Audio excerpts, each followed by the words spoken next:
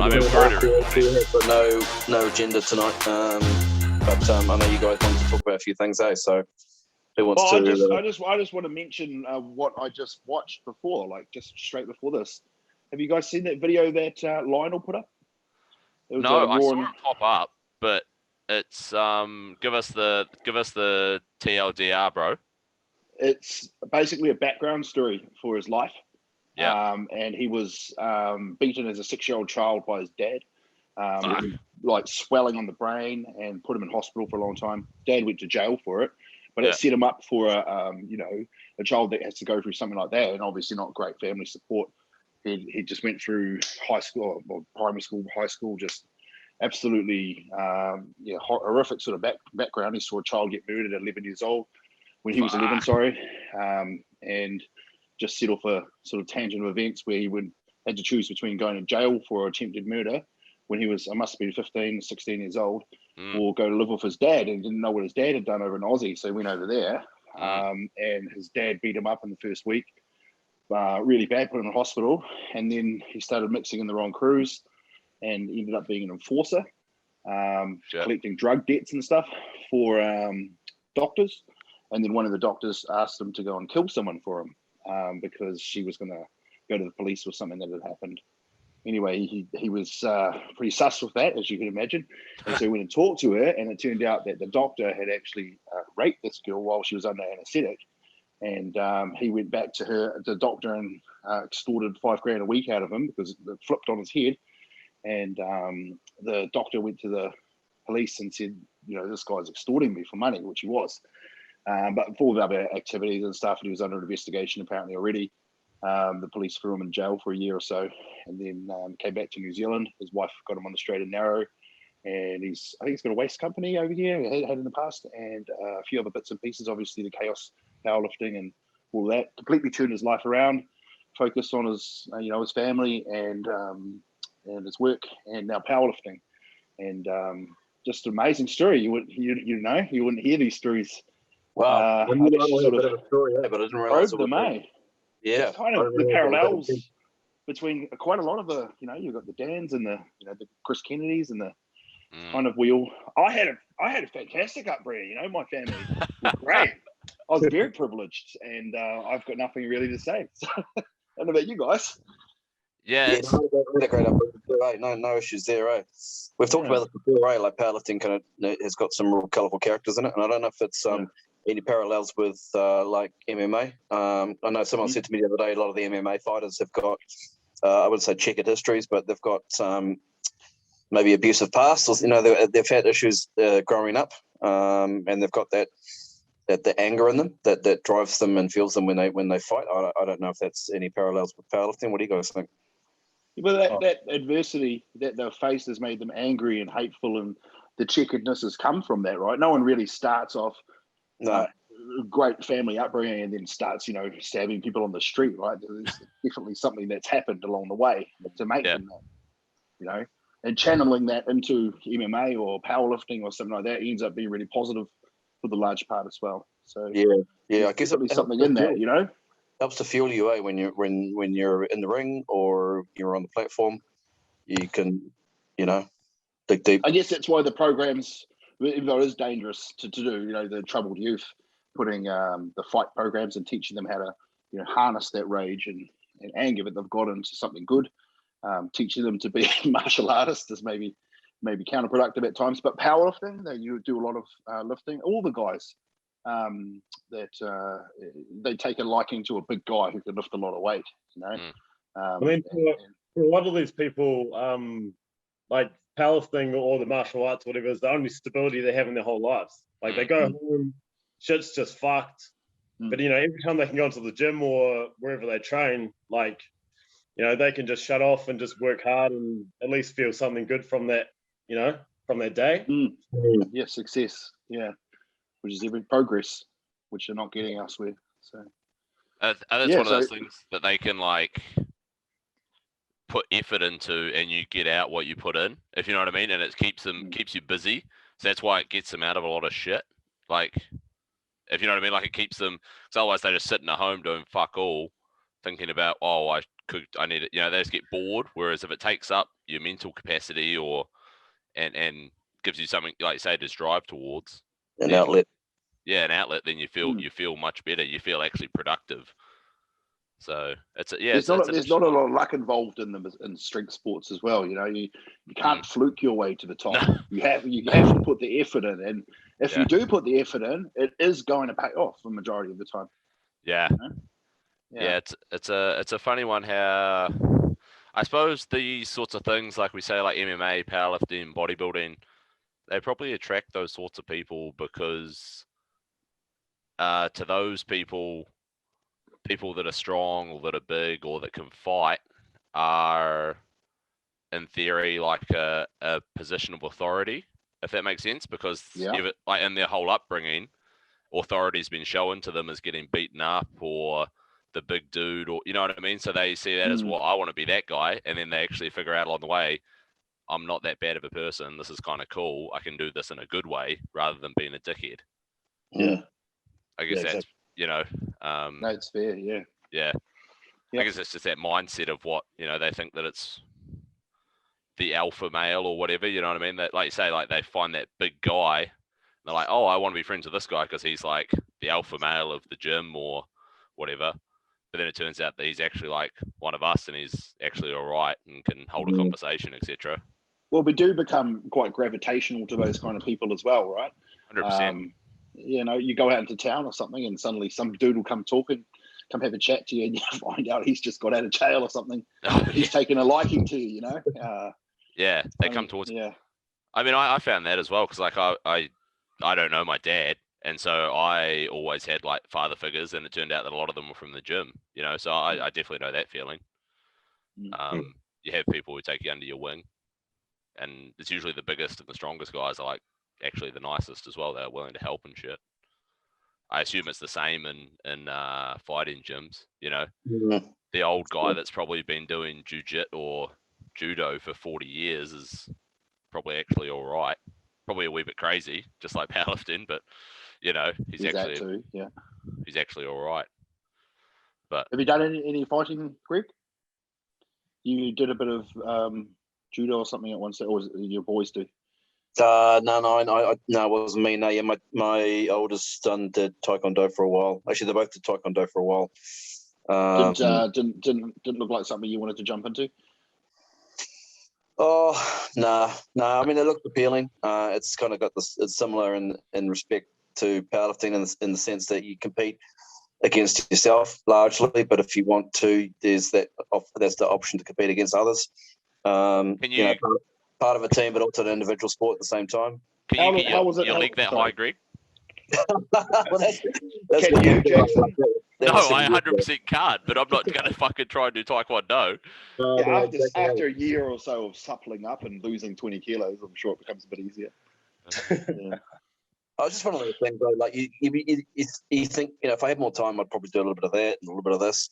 Honestly, I'd do a little bit of Pilates, a little bit of yoga if I had all the time in the world. All these preventative things to stay in shape and be healthy.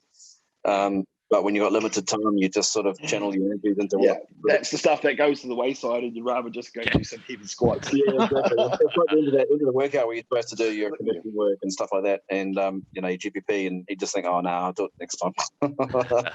No, I'll schedule in for a Thursday. I'm not going to lift. I'm just going to go in and do that. Never happens. Never happens. Yeah, that'll be a Wednesday night thing. Yeah. Said no one ever. I had one of the guys up here that I just started working with ask me to play rugby in like a week or two, and I was like, definitely not. I will break. Like, I can just imagine the opposition. Hey, you rock up, they're like, fuck, here we go. And then I get on the field and I'm done in like. No, you'll be a target. You'll be a target. Man. Oh yeah, they would absolutely KO me. They would snap my shit up, and I'm like, no, I'm not keen. My body is not ready for that whatsoever. I was asked to play in Golden Oldies League.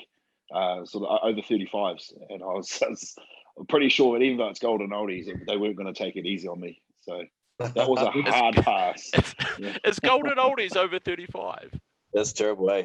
Fuck, that's good. How many All Blacks are over 35? None. Yeah, I suppose. It's not like powerlifting where you can still be competitive into, you know, your 40s and stuff. Yeah. Yeah. Imagine that you rock up and there's just like Richie McCaw and like Kieran Reid and stuff, like sitting there playing fucking golden oldies rugby. They just fucking I'd say they're probably still good enough to play a bit higher than the local Rototuna League with the 50-year-olds. Yeah. I remember the last time I went from like 0 to a run, and I pulled a hamstring like within seconds. So that was the last time I tried to run quickly. How good? That's so good. Not happening, eh? Nah.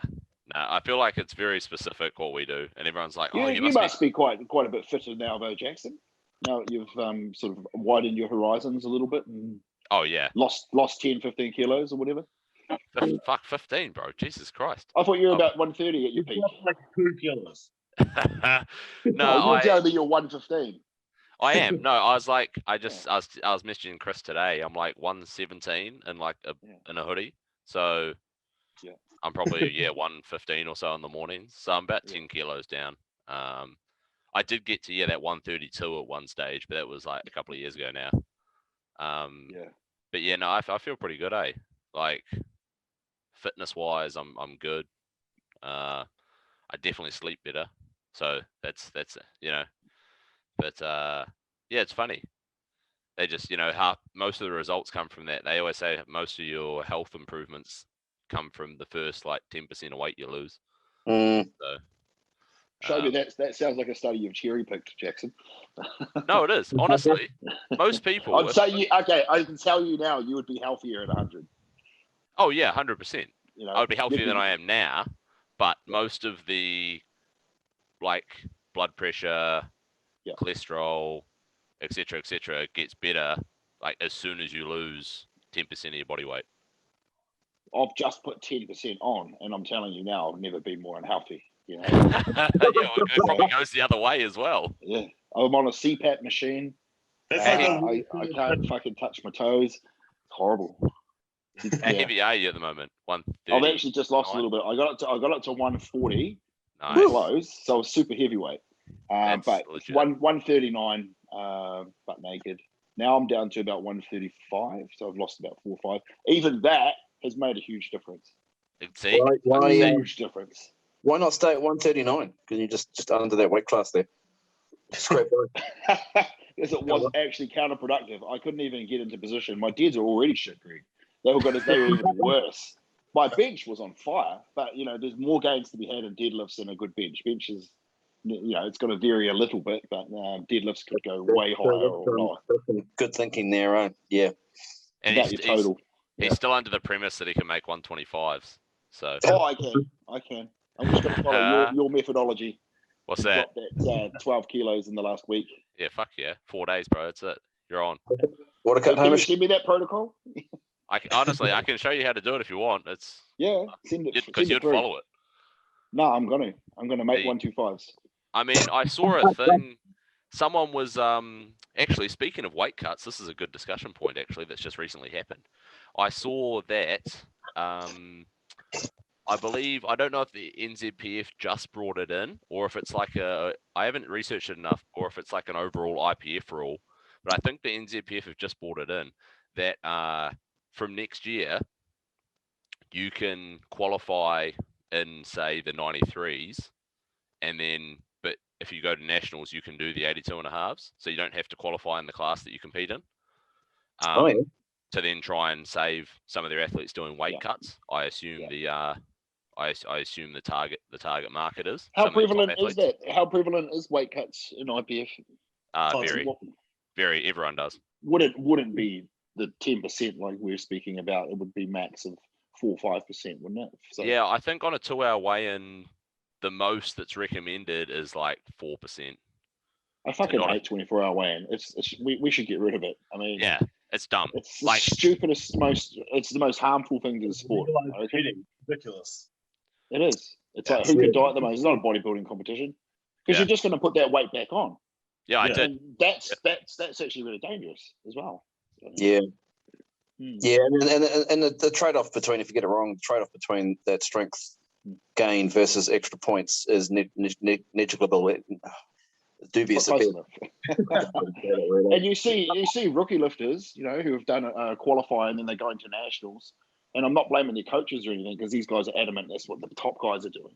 And they're going in, they're trying to cut the 10% of body weight, and then they end up bombing on squats because they've just got, no weight to them anymore. The belt doesn't fit properly, and they set the targets, and it's not for sport. Sport is about lifting the most weight, Yeah. Anyway. I mean, it's probably part and parcel of a weight restricted sport. You're always going to get people that are going to try and get some advantage. You know what I mean? Yeah, make some sort of advantage, especially in a game like powerlifting where being more muscular is a benefit. So it's a hard one. But yeah, what do you guys think on that rule? Do you reckon that's a good move, or is it going to encourage people to do? Is it only down? Is it only down? Yeah, I think so. Well, I think it's that you can qualify in any weight class. Like you can qualify in a class either side of the weight class you've qualified in. So I believe you could probably go up or down, but I think the target market that they're trying to save is the people that do the big weight cuts. Yeah. So don't have to go through that for the qualifier. Yeah, twice a year. But the thing is that like it's hard, man, because like I fucking hate weight cuts. Like I've done it and can do it, but like you guys know I eat up into comps. Like off season I sit it like this, and then I eat up to 125 for the comp. So I'm literally what I'm walking around at. It's I feel like people, like Hamish said, it's not a bodybuilding show. You should be aiming for your highest performance, not like being in a tiny weight class. So you should eat up, so if you're 93 up to your comp, eat up to 100, or whatever. Being a surplus. We can put our money where our mouth is and just say, nah, I'm not going to do it. I'm not going to do the weight cut because I don't believe in it, but we're not. I don't believe in it, but I'm gonna do it because I need the points, So Nah, eat up, bro. Don't be a pussy. Do it. Go up to do super heavies. Do 140s at least. Yeah.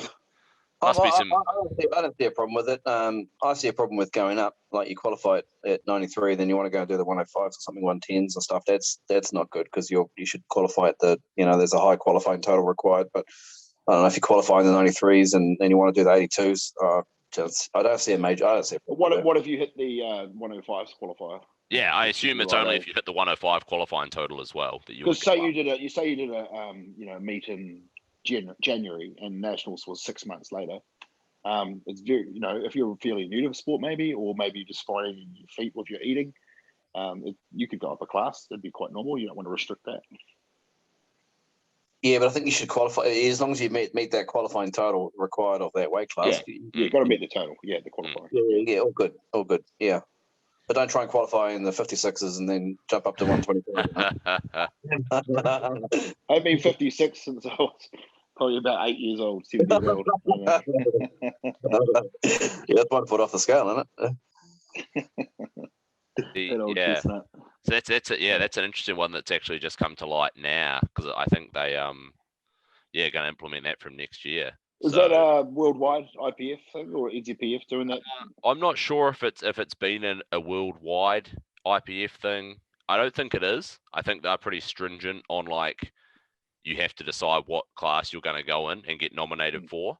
Like, I think NZPF have just adopted it this year, from what I can see.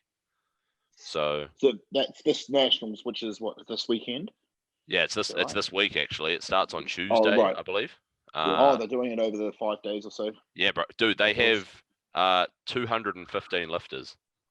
Whereabouts is it? Invercargill. That's even in Invercargill, bro. What's wrong with Invercargill? Mate, how did have you they got convince... enough motels down there? I don't know. They'll probably be booked out. You probably got people going in from Dunedin. Yeah.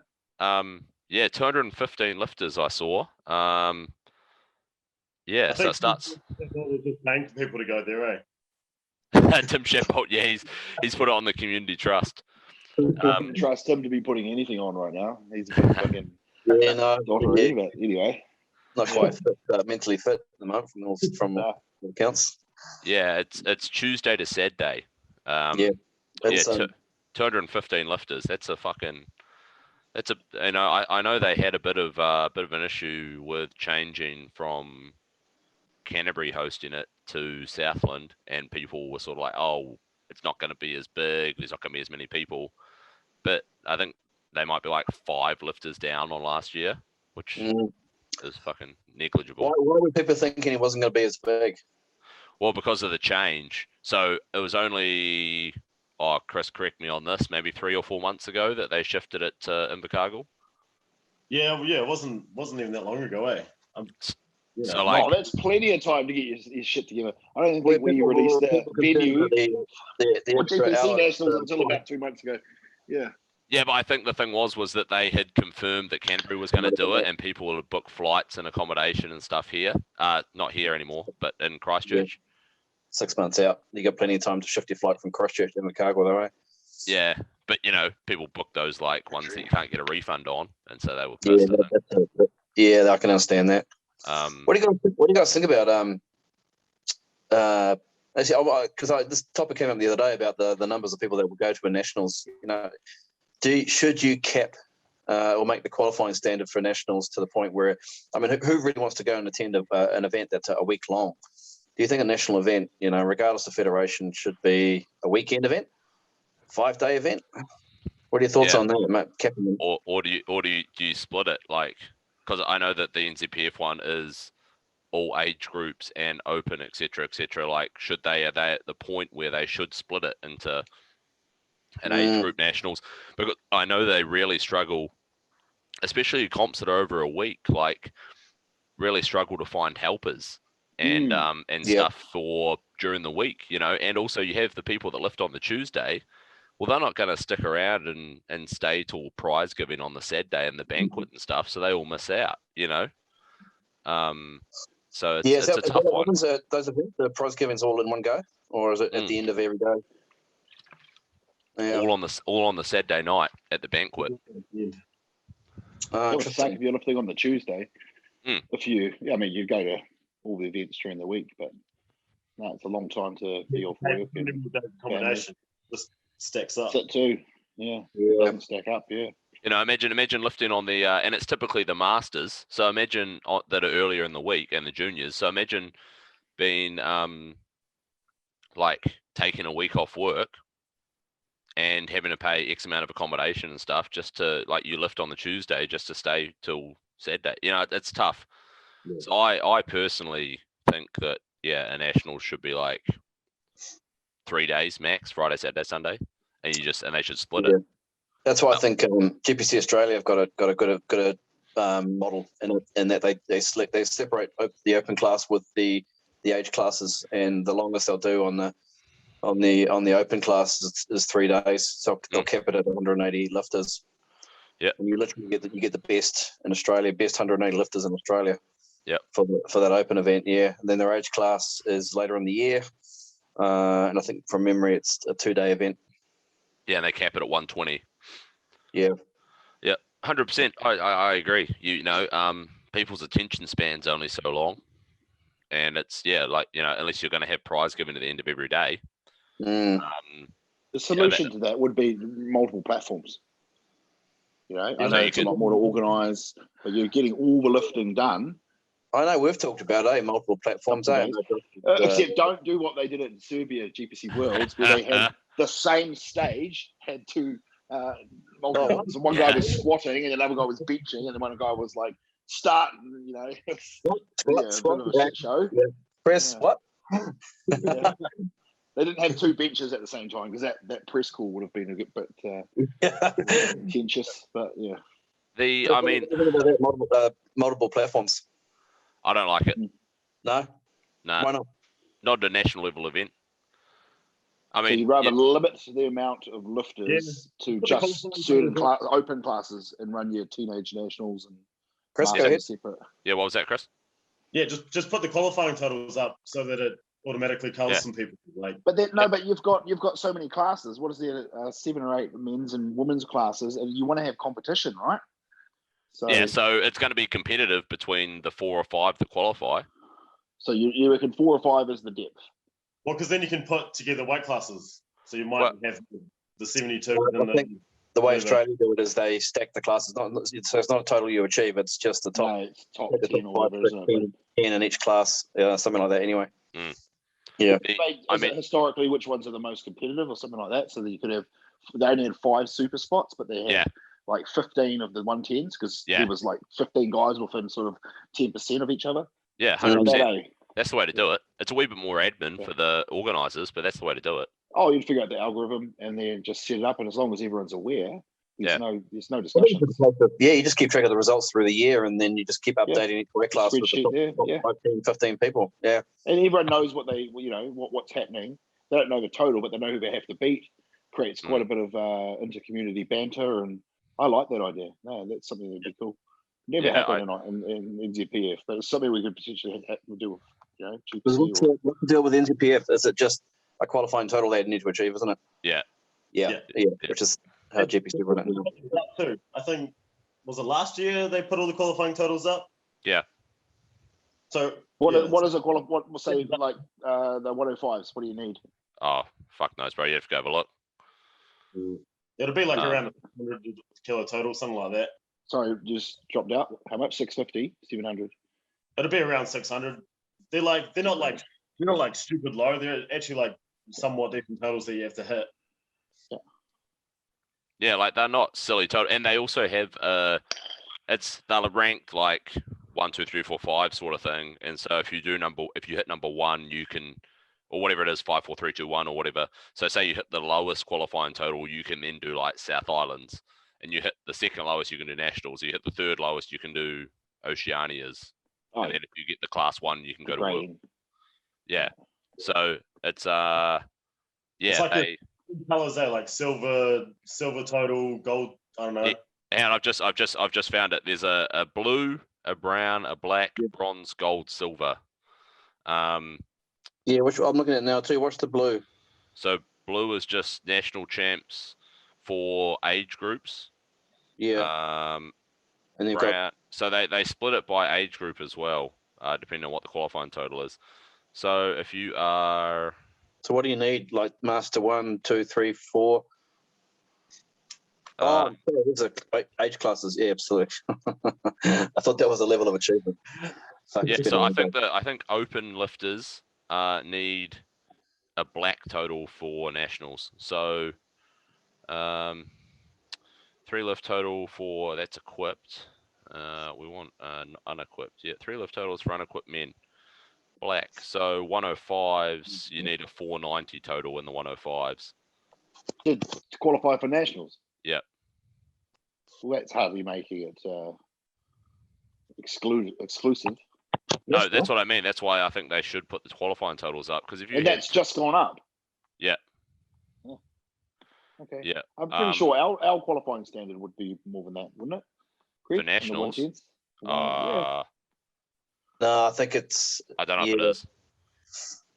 We took our Jackson. We took ours from the European. Was it the European qualifying standards or the British qualifying totals? Some of the females probably struggle to hit some or around those numbers, but none of the guys. The qualifying numbers are a bit skewed, a bit harder for the girls. Yeah. I mean, you probably ideally want to look at like that algorithm that just analyzes results over the last 10 years and then comes up with averages. If I've got time for that. Nah, I'll leave that to you. Yeah, no, personally, sorry, you go, Chris. What do you guys think of the primetime setup they have in the USA PL for their nationals? Have you seen that? Where they just have all the best lifting and they're like prime time.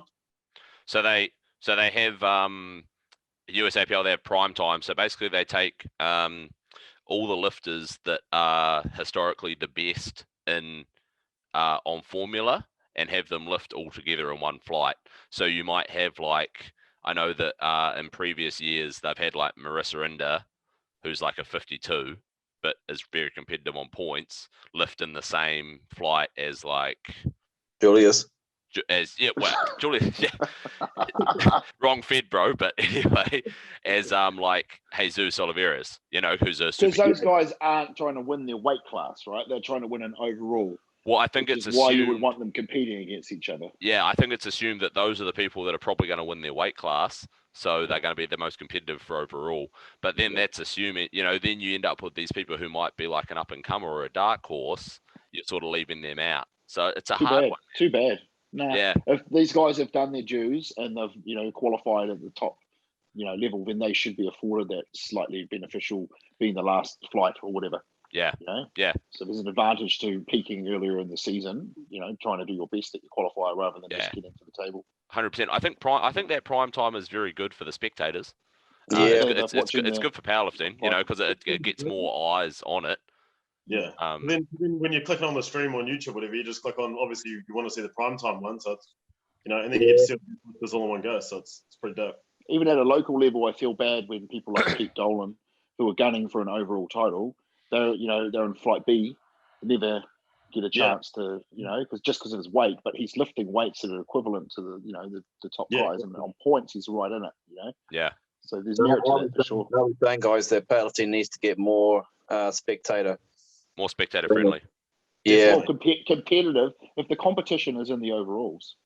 Yeah, that's where the ultimate competition is in the overalls. That's the thing. What's the final placing? Classes, yeah. It's the thing. Like, if you're going to have an overall, then you probably do need to do a prime time sort of setup. If you're only going to have placings in weight classes, then sure, just group the weight classes together. All good. If it's a pro royal, or a Wolfpack comp where there's no overall, then for sure. Yeah, perfect. Yeah. Whereas otherwise, like you say, Pete could be competitive for overall, but he's lifting in flight B, and then say yourself then goes in flight C, and you know exactly what you have to hit. Well, we saw exactly that happening when I beat Jamie, because he was in flight B. I knew what I had to pull, so I attempted on my second. I didn't wait until he'd pulled a second to see what I needed on my third. 100%. I already knew coming in. Huge 100%. Advantage. Huge advantage. I was talking to Nick from Vikings the other day, and for Viking Cup they don't do weight classes, they do it purely based on formula on Wilkes. And what's the order of competition then? Well, so that's the thing, so they're going to have like a prime time flight, so everyone that's going to be the most competitive overall is all put in one flight. So it's looking as a forecast for that meet, it's looking fucking hectic. Like, you're probably can we explore that then, because you don't even have an overall at Wolfpack, right? No. Is that something that you would consider and have a prime time? No. Right? Why not? Why don't you want to have an overall? Because you don't think formulas are any point, or? Yeah. Okay, easy. 100%. That's like, me and Kris were both in agreement on that. I believe we still are. So how do you choose who's the winner? Weight classes. We don't need a formula. Just win your weight class. Yeah. That's it. I was loading you with a line there, Jackson. How do you choose the winner? Total rules. Whoever lifts the most wins. Whoever lifts the most, that's it, 100%. That was the thing. That was why we took the weight classes down. There's only 7 weight classes, you know? And so the chick that, you might have your own thoughts on what's more impressive, but the chick that wins the under 65s is just as much a winner as the guy that wins the supers. Everyone might have their own opinion on what's more impressive, but it works when you have the depth of the strongest lifters in the country all at one meet, like you did. Yeah. If you don't, then overall you do need to have that competition. But I think that's an issue across the whole of New Zealand powerlifting. Like, regardless of thing, like even at the NZPF Nationals, they have 215 lifters, but you could almost go through most classes and rattle off who's going to win. Yeah. Which is a shame. But the thing is, these guys are lifting. Sorry, go Kris. If NZPF did a prime time at the Nationals, that would be like insane for the spectators. Yeah. So cool. Yeah. You could get Jamie King lifting alongside Seb, alongside Maui, alongside, I don't know, some Tim. of the Tim. Like, mate, these guys need to be on the same platform together. Evie Corrigan, get all of them. Amy Lee Owen, get all of them on the same platform. Exactly. They're going to have the biggest total formula scores at the end of it, so get them all. So together. you think that's a good idea? It's exciting. It's something that people want to watch. 100%. So why don't you want to do it for Wolfpack? Because we've got depth enough already. We're going to build the competition in the weight classes, and I don't agree with formulas. Okay. So this is the thing. But you just said that it's exciting. Because if everyone knows what the formula is and they know what they need to hit based on, but it's in their rules. Is it exciting or not? with their rules set. Okay. Yeah, like they are using they've decided to use a formula. So if you're going to score it on formula, have a prime time where the best are competing against the best. We've decided to use total, so we still ended up with like people pulling for the win, etc., etc. So we still group people together in their weight classes. So that's still exciting. I never said that the total wasn't exciting. No, that's the thing. These guys there is enough depth for New Zealand. There is. You proved that. You know, that pretty much every weight class, there is enough. And there was plenty of lifters that didn't even come. There is enough, but it's just so fractured that they're just not all competing together. Yeah, you still get everyone on the same platform. The challenge with the formula is that the audience don't understand it. And so when they see someone lift 100 and someone lift and then someone else lift 95, the assumption is 100 wins. But no, you know, formulas, no, the 95 kilo lifter was, you know, weighed less, so they win. So do you make it lifter centric or audience centric? You know, there's a fine line there. Totals make more sense. It's like running 100 meters, doing a 100 meter sprint.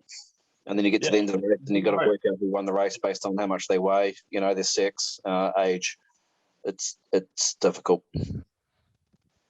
I mean, who wouldn't want to see, like, looking at the top 20 in the world right now, you got, Mariana, retired, maybe, at number one, you know, a woman, 56 kilos, you know, 30 years old, with a Wilkes, that's just through the roof. And then, like, down you got Dan Bell, number 12, with 1182 kilo total. So almost double what Mariana's done, but still way down the table. You have to total 1,400 kilos to beat that. It's just shit. Is that right? It's never going to happen.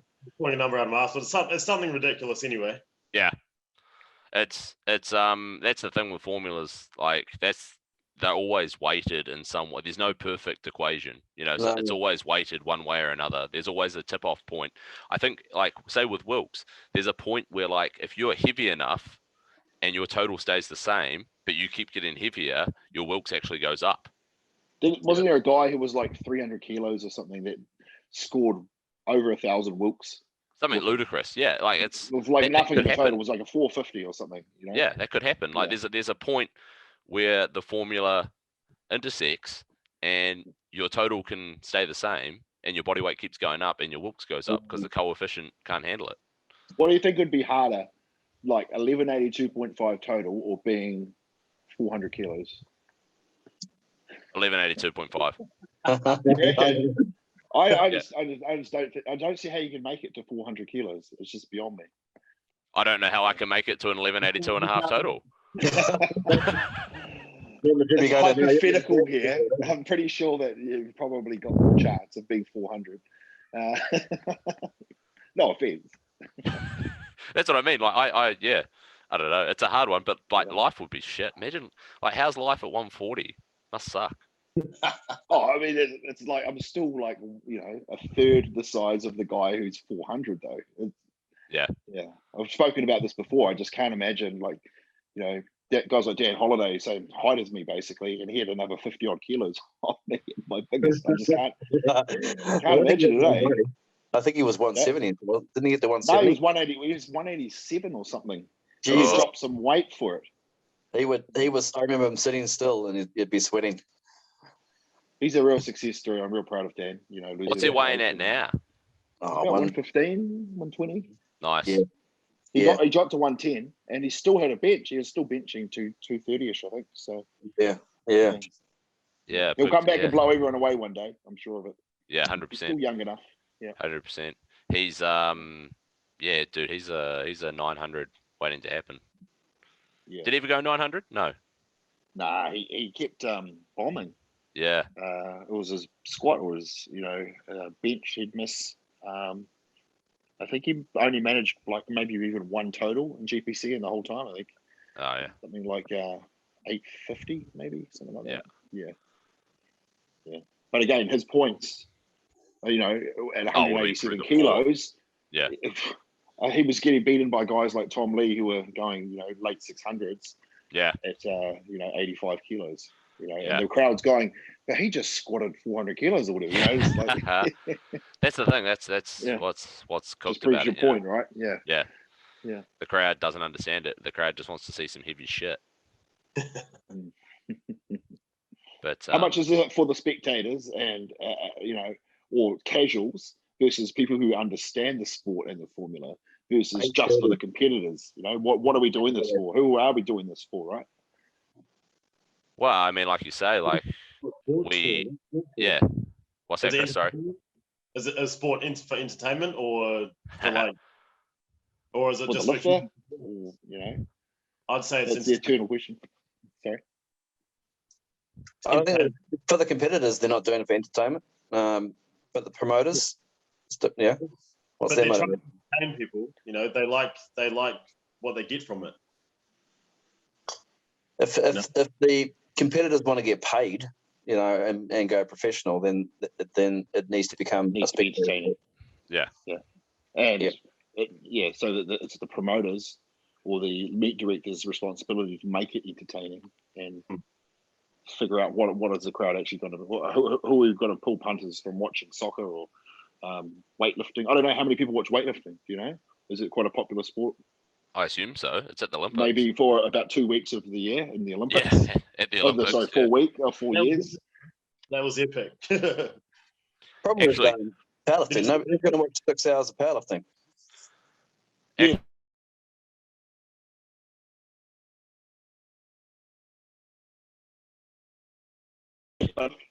And you do like maybe a 15-minute segment, kind of like the World's Strongest Man style thing. Who the fuck watches the Tour de France? I mean, I can't think of anything more boring.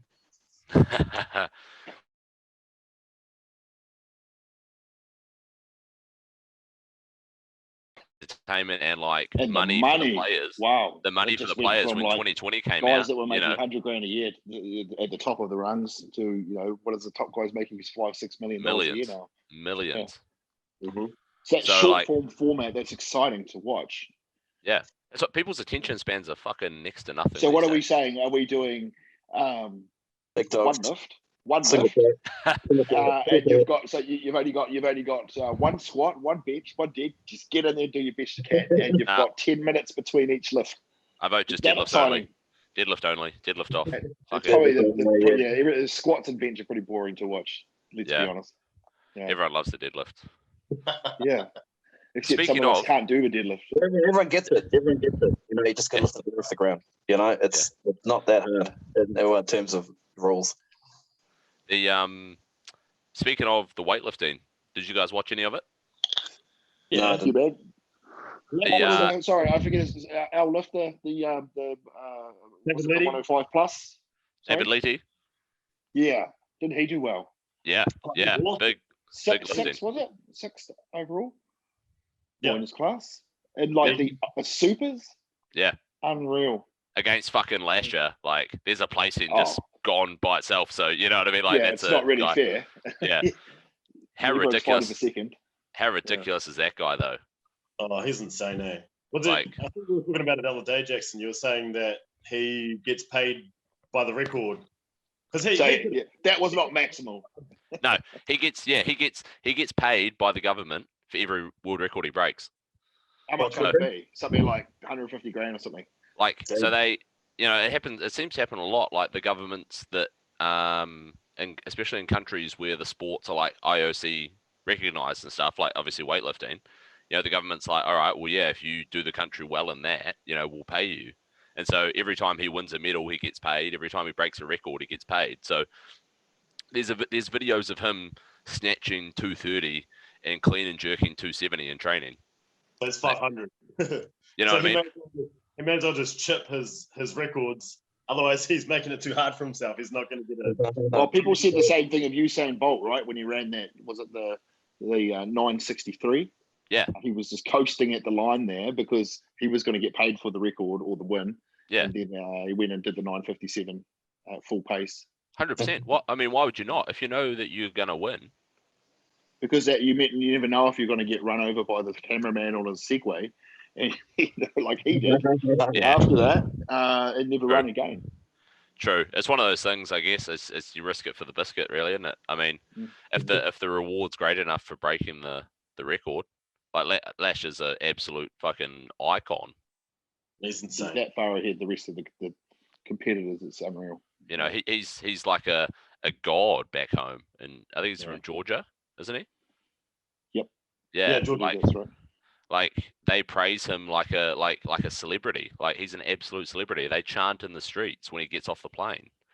Do they have many other sports are successful at? I didn't really see them in anything else. They're decent at rugby, aren't they, Georgia? Oh, I wouldn't say decent. Not compared to like the All Blacks. I think they'll probably B tier. They play the second tier, right? Second tier. Yeah. The imagine a team of lashes, you know, just like a team of front rowers. Yeah. I mean, I don't know what else they do. I suppose he's literally, you know, it's like what's his name when Rami won Mr. Olympia and then went back to Egypt. It was like fucking. It was like they were going to build a new bloody pyramid for him. Yeah, it was such a big deal. You got my plum on top of one of those. So I think that's sort of what obviously powerlifting doesn't have that. Well, did I read something that the New Zealand athletes were getting 60 grand or something for a gold medal, or was it just something that? And it was quite good for silver and bronze. It was only stepped a little bit, 55, 50, something like that. That's good. I think like a top 8 ranking, you get like 20 something grand or something. Can't remember. It was pretty good. It was more than Australia was paying, to be honest. But then they get a lot more funding. I think that money was to be used for funding of this sport. Whether it's cash in the hand, I don't know. But I thought that was pretty decent. Not enough. It's not enough money, obviously. 60 grand. You're not even going to fund more than maybe a year, if that. Travel and everything else. Yeah. It's one of I remember seeing some countries make it like really like that lady from the Philippines. You see that? She won house. Their first gold medal, like 600K plus a couple of houses. Wow. Not a bad day at the office. There's a Chinese diver who was 14 years old. I saw that. Was it scored perfect tens? Yeah, she scored some perfect tens. Yeah, she had a potato farmer family, and the mum had cancer and couldn't work or something for 4 years. She had nothing, and she got offered, I think it was $1 million and free food, free travel, blah blah blah. And she said, "No, I don't want to. I just want enough to have my family." I think the government paid for her like mum's medical care, and they took that, and then that was it. Because otherwise, it was all of that other stuff was like offered by like commercial entities, and they were going to sponsor her or whatever. And you could understand if she took it. You know, her family. You know. Yeah. I haven't dived into it enough to understand why she wouldn't have, but there might be a mindset behind it. And she's going to be probably more valuable now for sponsors, or because she rejected the first wave. I think it was her dad that rejected it, from what I read. Which is, I mean, that's cool. Humble man. He just needed enough for his family. It's awesome, man. Yeah, just enough to help his wife and stuff. But I don't know if you saw her dives. I don't know much about diving, but there were some fucking good looking dives. Like I don't know. And they make a little splash. Dude, there was no splash. There was no splash. No splash. No splash. Honestly, the splash went down with her. It's cooked. It's cooked. Have a look it up, man. After this, like, or if we can find the video, Greg, and like inlay it on the YouTube version. I think what I'd rather see is a splash from Hamish. I want to see Hamish dive. I'll jump in the bath in a minute and I'll take a video. I feel like the just leave the pool. What was that, Kris? I saw a splash from Jackson last weekend. It was pretty impressive. What happened there? Oh, we went to Hawke's Bay and had this house, like a holiday house for, what was it, 3 or 4 nights? Yeah. And there was a pool out the front, and it was fucking freezing because it was solar heated. But we went in the morning, and I was like, "Fuck it," and just jumped in. Jesus, you didn't have to. I mean, it was like last week was like in the -4s and stuff down the Hawke's Bay, wasn't it? Dude, I was awake. I was ready, supercharged. You haven't slept in a week. Yeah, I'm charged, man. There's just 2 sleeps till Christmas. Wow. But no. Speaking of big splashes, Hamish, what's the Robert Wilkes story, mate? Oh, I mean, to recap what I know, he's a creepy. he what did he do? When he had his girl that was a young lifter who was late teens, and she started to work with him as a coach, and he started to get quite friendly with her, and she thought he was genuine, but turns out that he was grooming her, and then ended up coercing her into doing some sexual acts that she really didn't want to do, and then she had enough of it, so she filed a formal complaint to the Jesus. what are they? What's the PA? The PA, Powerlifting Australia, and part of an investigation should be that they have a set aside. He stood down, and they investigate, and then they make them do what they need to do. But instead, because Robert Wilkes controls that whole federation, he instantly launched a libel case against her, a defamation case, and tried to put a gag on her, which kind of blew the whole thing up. It could have been dealt with and whatever, but he made it a lot worse, and it made PA look like a very unprofessional and unsupportive federation, which is a real shame, because that fed's historically, been the number one fed in Australia, and it's got a lot of great members and executive team members, and they've all been tarred by this brush of that guy. Well, it was poorly handled, man. Like, I mean, how do you lay a complaint and then they send it to the person the complaint's about? So we've seen one of the senior execs there. He assumed the CEO role, and then about 3 days later, he quit. Yeah. And I think there's been at least 20 affiliate gyms, strongholds for the PA, that have said, no, we're no longer going to be affiliated with PA. And then NZPF, sorry, it was WP, wasn't it? New Zealand, who are the affiliate, issued a statement saying they're trying to distance themselves from it and putting in place a policy where people can bring forward any claims of misconduct. But I thought it was weird. I don't know the whole story, guys, but I thought it was a bit weird that they'd put a 60-day limitation on bringing any claims of misconduct or issues that they'd have with coaches or executives. I don't think there should be a statute of limitation on that. If there is, it should be longer than 60 days. It could take a lot of bravery to bring these stories forward, because this girl's now well known as being the whistleblower here, and that's not a small thing. And I don't know, 60 days. They did say they would look at exceptional circumstances, but I think it was. Yeah, I saw that on the. I think that was sort of thing to say. The NZPF release on their Facebook that their complaints thing had a 60-day limit on it, which sorry, it wasn't WP, it was NZPF that had issued that, wasn't it? Yeah, and I agree. It should, like you say, it could take the girl or guy, whoever it is, it could take them a year to come to terms with it in their head, and then feel brave enough to bring it up. So we certainly wouldn't turn someone away if they had an issue or something that had happened in GPC, a year ago. Would listen to anybody. It's 100%. Not necessarily something that I mean, is there do straight away? Legally, is there a statute of limitations on that sort of thing? On sexual violence or something like that? Probably not. I don't think that Louise Nichols thing that sort of opened up that 25 years that they had between when it happened and when she brought it forward.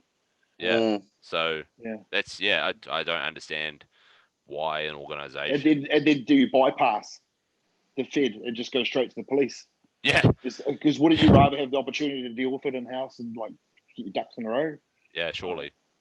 So I don't know. I think that'll be the next thing that happens, is that there will be a case that probably goes through the courts. Surely. 100%. If that's what she wants. If that's what she wants. Yeah. There's been it's pretty crazy. And I mean, it's a shit situation to be in. Fucking hell. There is a bit of people should feel safe enough to come forward, but they don't, unfortunately. Because it's a case of, innocent until proven guilty, right? In these circumstances. But then to go and do something like that, it really does not help your case, does it? Yeah. Instantly, you're like, well, you're trying to fucking shut this down pretty quickly. It's smoke and fire, It's And I mean, I don't know if you guys saw. I don't know how to say his last name, but Anthony Knazgrak, or I don't know how to say his last name. Sorry, Anthony. That 400 kilo squatter. Yeah, the Australian Yeti. He's been quite vocal on it.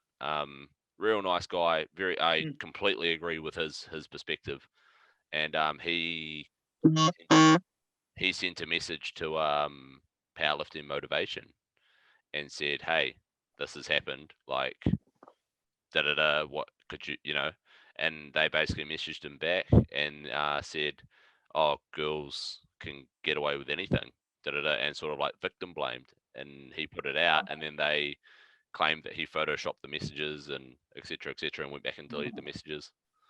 But wow, it's crazy to think that sort of like perspective's still there, Yeah.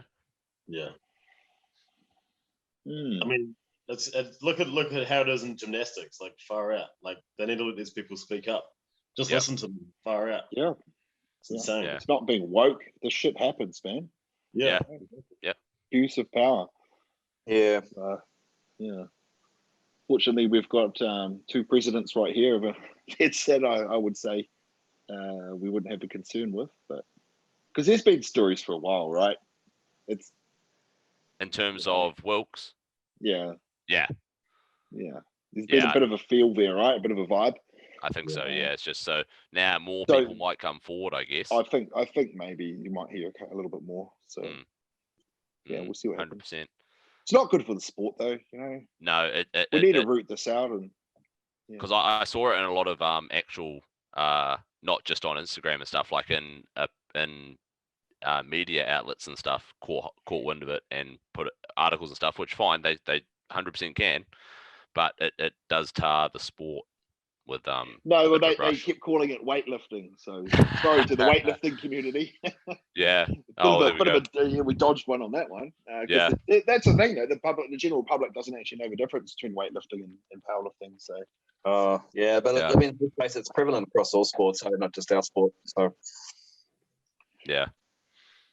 But another powerlifting current affairs. I don't know if you guys have seen how active you guys are on Instagram, but if you've seen the Derek Thistlethwaite versus Joe Sullivan fucking ongoing battle. He loves a bit of a drama though, eh? God. Oh, dude. Derek Thistlethwaite is fucking hilarious. So he actually got kicked out of the showdown, which is crazy. Oh, there's the pup. Hello. The pups. How you doing? Yuki. Sorry, that's the wolf. That's the Wolfpack mascot. Yeah. Not really scary. She's actually the logo. That's a portrait. A lot of photoshopping going on there. Yeah. Yeah. So I don't know if you guys heard about this or saw this, but like it's a good yarn to go and watch the stories and highlights and stuff they all put up. TLDR. But okay, so basically, Derek, I'm working on getting him on the podcast actually, so it'd be good to get it straight from him. But get Joe on there too. Get them both on the same podcast. A surprise gift. Yes. Yeah. So it'll be like Jerry Springer, right? It would be. Yeah. Look who we've brought on. Yeah. So obviously Joe Sullivan built a following from lifting and putting out quality content, etc. And that bent bar. And the bent bar when he bent the bar over his back trying to rack it, and then he I don't know what his affiliation is with the company. I believe he's like part owner or maybe just like the top sort of affiliate, but the breath belt, I don't know if you guys have seen it. It's basically like I don't want to downplay it, but it's basically like an elastic waist trainer, which they claim then helps your, we'll come back to this actually as a topic, but they claim it helps your like core activation, that like it teaches you what bracing should feel like. So it makes you sit straighter. So it's good for like car rides or plane rides. Good to wear in your warm-up sets to sort of activate your core so you know what bracing feels like. So then when you put on your normal belt, you'll be more efficient. We'll come back to that. But yeah. There's studies for it, studies against it. Whatever you think about it, we'll come back. But makes you weaker, right? Because you never have to brace yourself all the time. Oh, that's okay. Let's come back to this. So anyway, so he has the breath belt, and it's, have a guess how much this thing costs. $200. If you bought it in New Zealand, yes. Okay. Oh, it's about $120. It's $160 US. It's ludicrous. Oh, for basically a waist trainer, which, I mean, there might be more to it, but to the naked eye, it looks like a waist trainer that you could get for $10 at the warehouse. What's it made out of? Plastic. it's an elastic band. So For $200, I don't want it to be 3-ply poly. Dude, it's more expensive than like a stock Pioneer belt. Yeah. Like Wow. that you have engraved. Like I don't know what's special about it. To me, it looks like a waist trainer with some elastic sewn in. So it's for your guy who's lifted for 6 months to a year, who's looking for something to take him up to, and trust a guy that's gone 1,000. Yeah. So I don't even think he's gone 1,000, has he? Oh, let's assume it's something like that. Well, I think it's pretty high nines at least. He's got a really big squat, but a shit deadlift.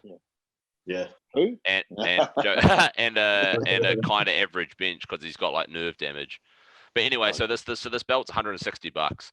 And so Derek Thistlethwaite is a self-proclaimed absolute cheapskate, and he fucking hated it, and then saw that it was $160 and said, "Fuck this guy." So he gets on there and he's hilarious. So he makes this meme. So you've seen the meme about the guy that's like picking what button to choose, and he's like sweating, and he's trying to pick between two options. Yeah. So it's got the two buttons labeled as post more quality content and teach people how to brace, or sell the breath belt, and then the guy's labeled as Joe Sullivan. Just so we're aware, he has gone 967.5. 967.5, okay. And he benched 245, which is not particularly shit bench. No. Who? Joe Sullivan? Yep, at 110. Jesus Christ. Oh, he's gone down since then. He's benching like 180 at the moment. Maybe that's because of his nerve damage. Last year he went 230. Must have been the belt. Must have been the belt. It's made him weaker. No, but anyway, so Derek made this fucking meme, and it blew up. Like, people loved it because I think people were just like, yeah, breath belt's too expensive. And then all these DMs happened, shit crossed over. He made another meme. Joe's missus messaged him and said, like, leave Joe alone. And so then he made a meme about Brianni.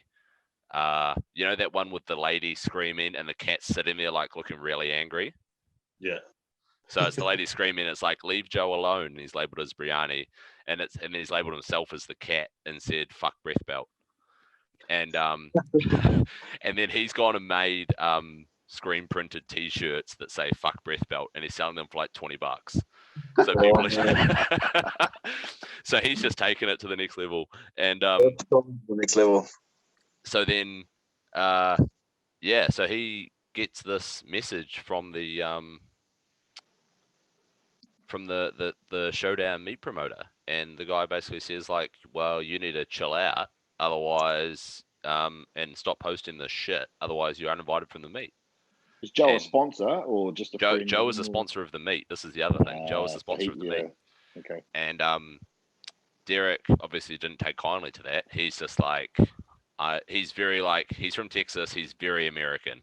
He's like, fuck you. I do what I want. Don't tell me what to do. This is a free country. I pay my taxes. I do what I want. And he just said, fuck it, and made another meme and just carried on. And it was great. Made a whole video about him getting kicked out of the Showdown meet, which, yeah, that's kind of dog shit. But I suppose it's a private meet. They can do what they want. But then also he can do what he wants. Was Joe going to do that meet, though? Joe is doing the meet, yes. He is? Okay. Yeah. Because Derek would have wiped the floor with him. Yeah, Derek is ranked number 2 time in the 110s. Yeah. Yeah, he's 1,012.5, and he's obviously on the way up, so I wouldn't put him out of 25, 30. Yeah. Dude, that guy's been powerlifting for a year. Yeah, he's 21 years old. Yeah, like, that's fucked. And he's 109. Yeah, like, he's not, like, How does this happen? How does it fucking happen? 1,000 used to be the exclusive number for the supers, Yeah. And then Yuri came along and sort of blew that out. I think he did his first meet, I think I heard him say, and he put 300 pounds then on his total in 6 months. Yeah, you need to get him on. I just got to hear this guy. Yeah, he's great. I've just listened to him on another couple of podcasts. I think he wants to wait until like a little bit of time, so it doesn't sound like a broken record. But we're definitely getting him on.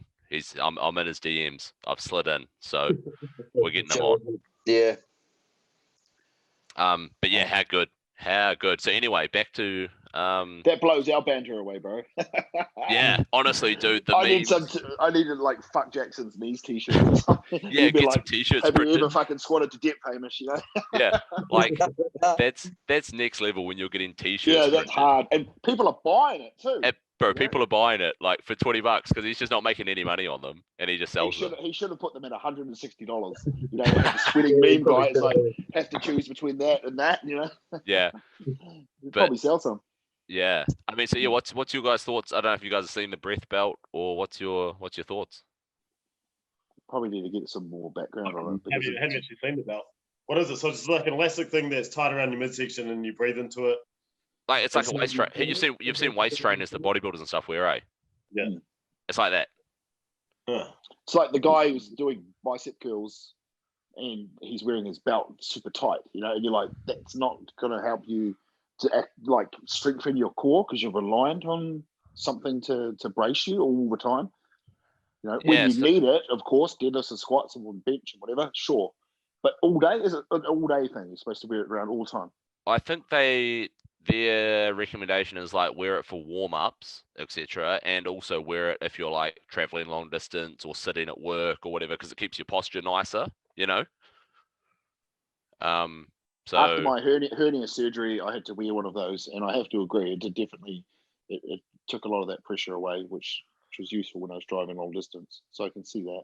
But yeah, I genuinely had an issue. It was a medical issue. If I didn't, is the pressure going because the belt is making your core muscles work, or is it going away because the belt is taking some of the stress?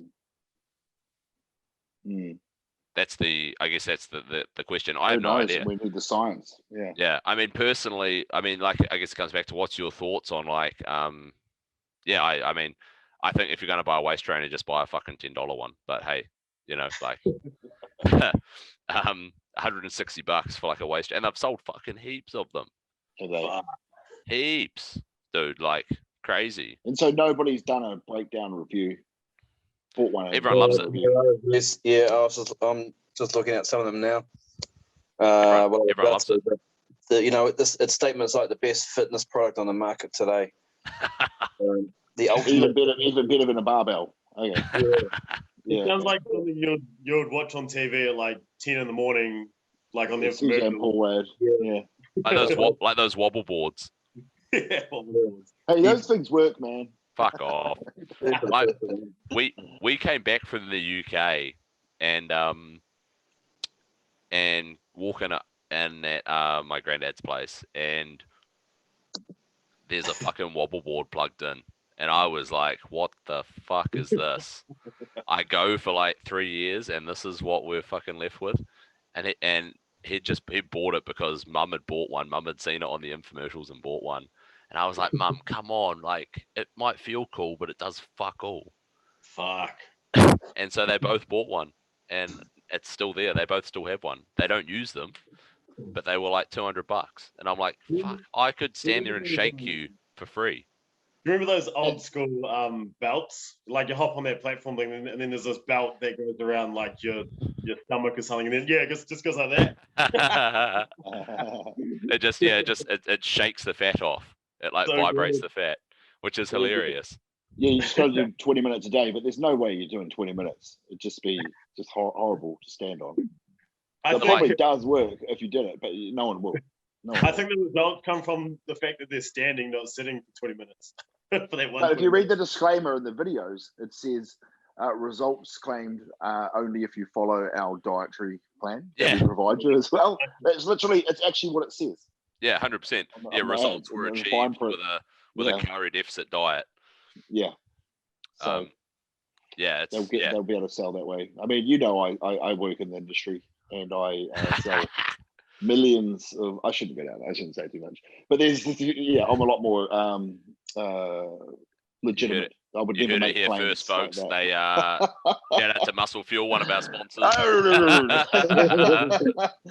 But no, I mean the amount of people that come to us and say like keto is a major program that we offer, the keto program, Keto Dash TM, and a lot of the people coming through have heard these amazing things, and you need to follow it step by step. It's not going to do the work for you.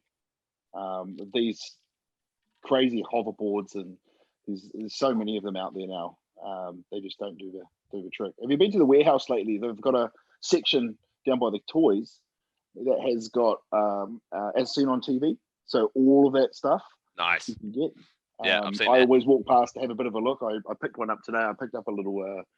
It goes with your key fob on your key ring, and it's got a charge for an iPhone on it. So it won't work for you, Greg.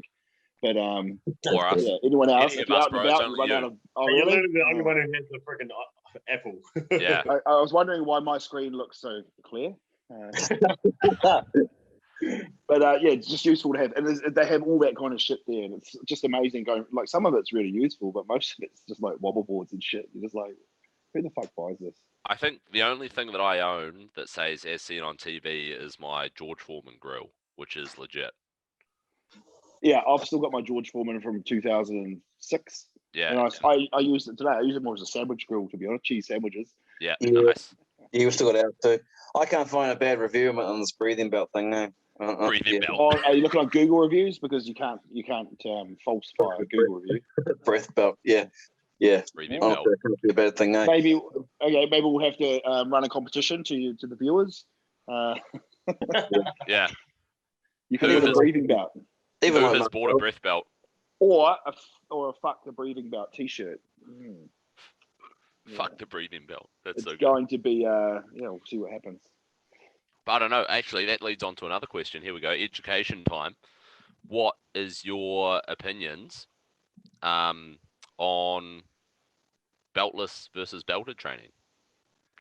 Do you need to do some beltless training? Does it benefit belted squats? Does it not? Should you, can you always train in a belt? Should you put your belt on for warm-ups? It depends where you are in your lifting history. I think if you start using it from day one, you're missing out on building that core stability. I didn't touch a belt until probably 15 years into training. I never had a belt, never used it. So, do you think that wearing a belt reduces your core strength or activation? Being too reliant on it, if you're doing warm-up sets all the way through, and not just your compounds, yeah, I do think it does stop you from activating the muscles that allow you to get used to it. But how do you use a belt like properly in powerlifting? What's a belt meant to do? Create It's supposed to pressure. blow your core out, right? And create the pressure. Yeah, so it creates not have it tight as you pressure. can and suck in like a lot of people think that's supposed to work, but no. Yeah. I mean, you probably can use it in multiple different ways. But majority of powerlifters would agree it's for pushing out your extending your midsection, right? Because I mean that goes for all of them, eh? Do you put no? Because I think Jackson, you said you put knee wraps on after about 75 kilos, so. Yeah, but he's close to his max at this stage. Yeah. Yeah, I mean, but they're right and wrong. No, I think with a belt, it's a hard one, man. Like, because if you're using a belt like an untrained person would and doing it as tight as you can, then yeah, it's taking away from your core having to work because it's keeping you so tight that there's no, it's helping support your back. But I think if you use it like we all do, well, I don't know about Greg, but like the rest of us do, there's nothing negative about putting a belt on because you have to push out against it to get use out of it, which is using your core muscles. Your bracing technique stays exactly the same with the belt on. It just literally, the belt just enhances the effect of your brace. Yeah, it's no different. It's like, yeah, if you're new to using it, and you haven't learned how to brace properly without it, I mean, but the thing is, you can actually use the belt to learn how to brace. So it's exactly. I mean, this is the shit. It's nothing but I guess it just depends who's teaching you. Yeah. Are you doing beltless deads at the moment, Jackson? No. You've never done beltless deads? I can't deadlift with the belt on, eh? I physically can't do it. I'm really uncomfortable. I will. Depends on the phase of training, but I will not use the belt if I'm trying to limit the amount of actual weight that I use. So if I want to lower the like systemic fatigue, so like I could put a belt on and pull, like today I did 320 for 5. I could not have the belt on, and so it was like a 8 RPE, say. I could not have the belt on and pull, I don't know, 300 for 5. This is just pulling numbers out of my ass, but pull 300 for 5 and it would be 8 RPE as well. Yeah. So you think that stability and pressure that you build up, would it make you work hard? I mean, it depends what you're training for. If you're training to be a better, lift more weight, then the belt is useful. But to build the muscle and core stability to lift more weight later on, does it hold you back? Well, I don't think it does. I think like Kris said, you can put the belt on a newbie looser than you. So say I have my belt a certain tightness for my top sets. I could put it on. I actually used to do this before I got a lever.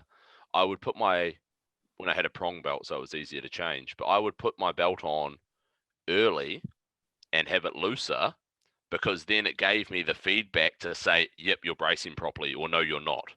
Because it would give me that physical feedback. Like most people, sorry, if you tell them to brace, they're like, oh yeah, I am. And they squeeze their abs down. They're not pushing out. Whereas when you have the belt on, they think it's an abs and thigh, it's a push down, a crank. Yeah. It's Whereas not. When you have the belt on, you get that physical feedback. Oh, I'm doing this right, or I'm doing it wrong, because they have no idea what it feels like. You should look like a 140. It should make you look fat if you're using a belt right. Yeah, 100%.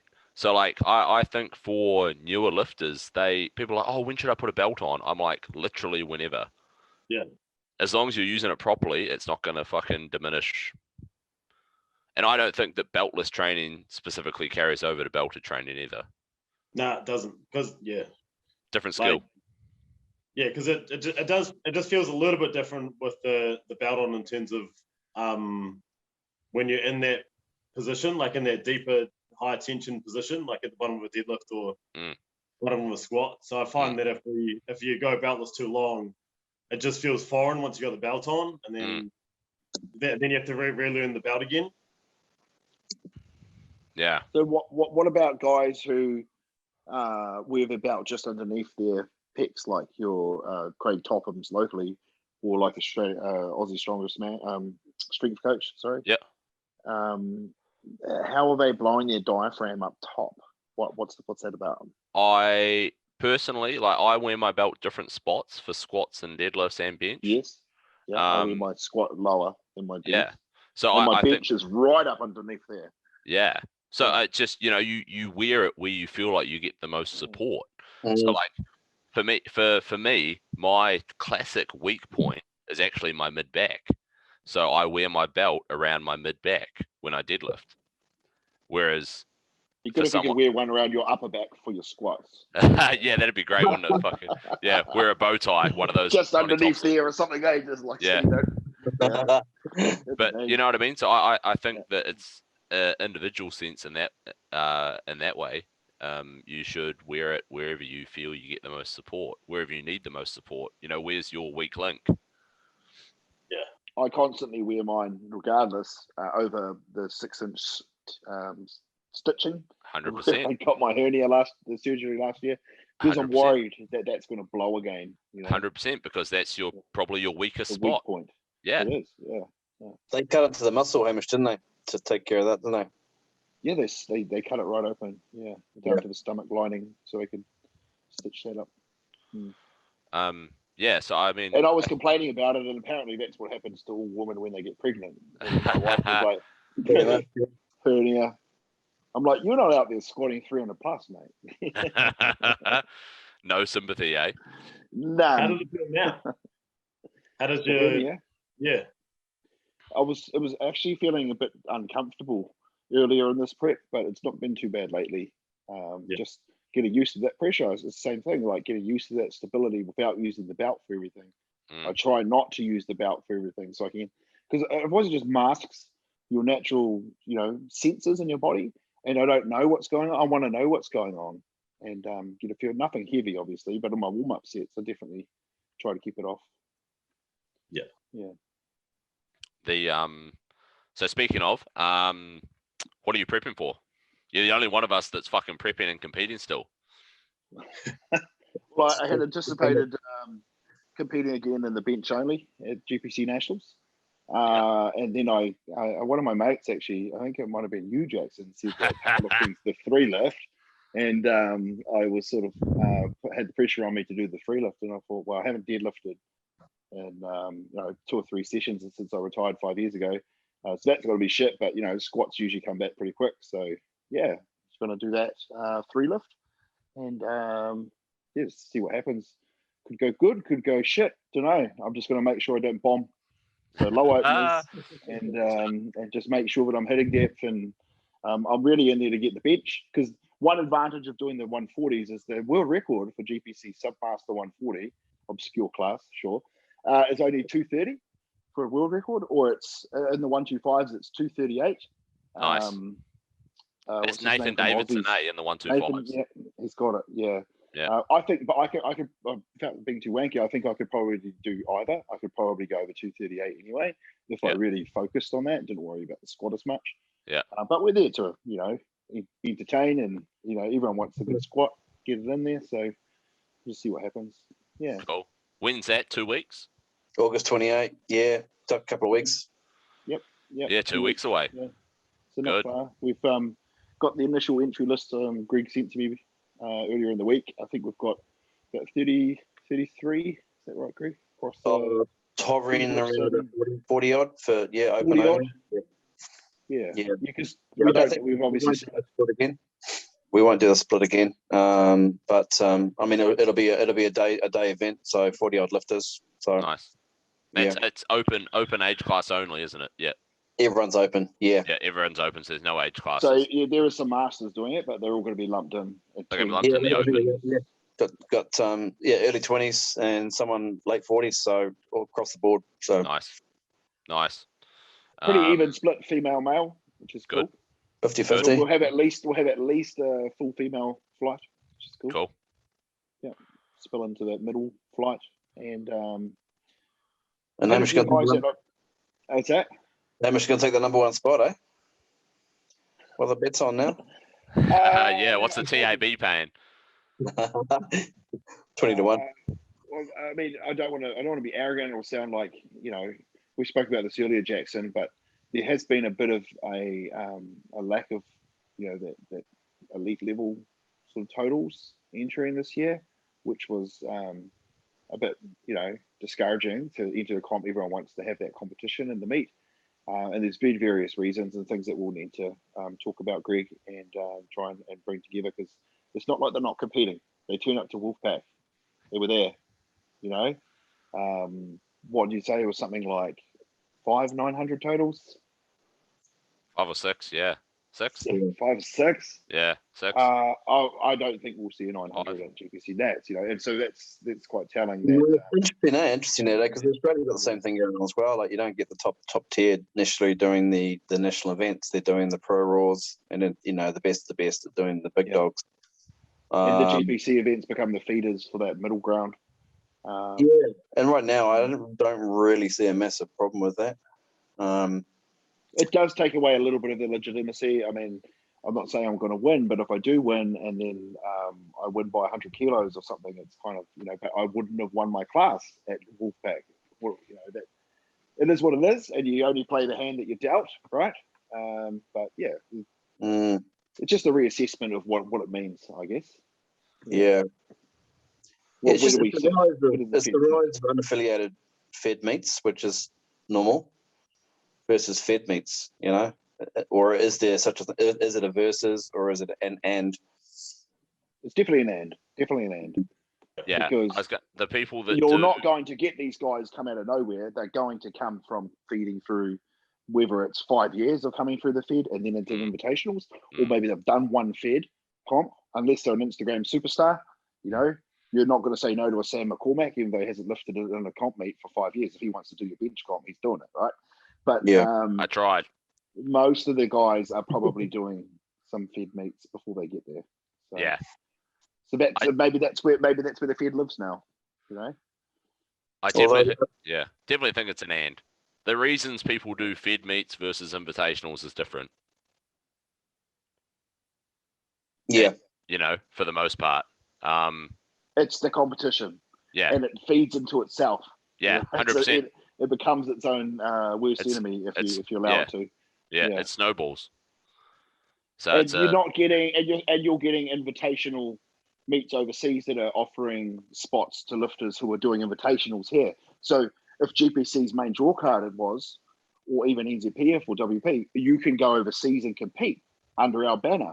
Well, it doesn't matter anymore because Marcos is going to get you to come over. You're going to get invitations from Kern if you're good enough at a non-fed. You've never done fed meets. You've just done these wolf packs and Viking Cups and stuff. And if you're good enough, you'll get a meet invitation to another invitational.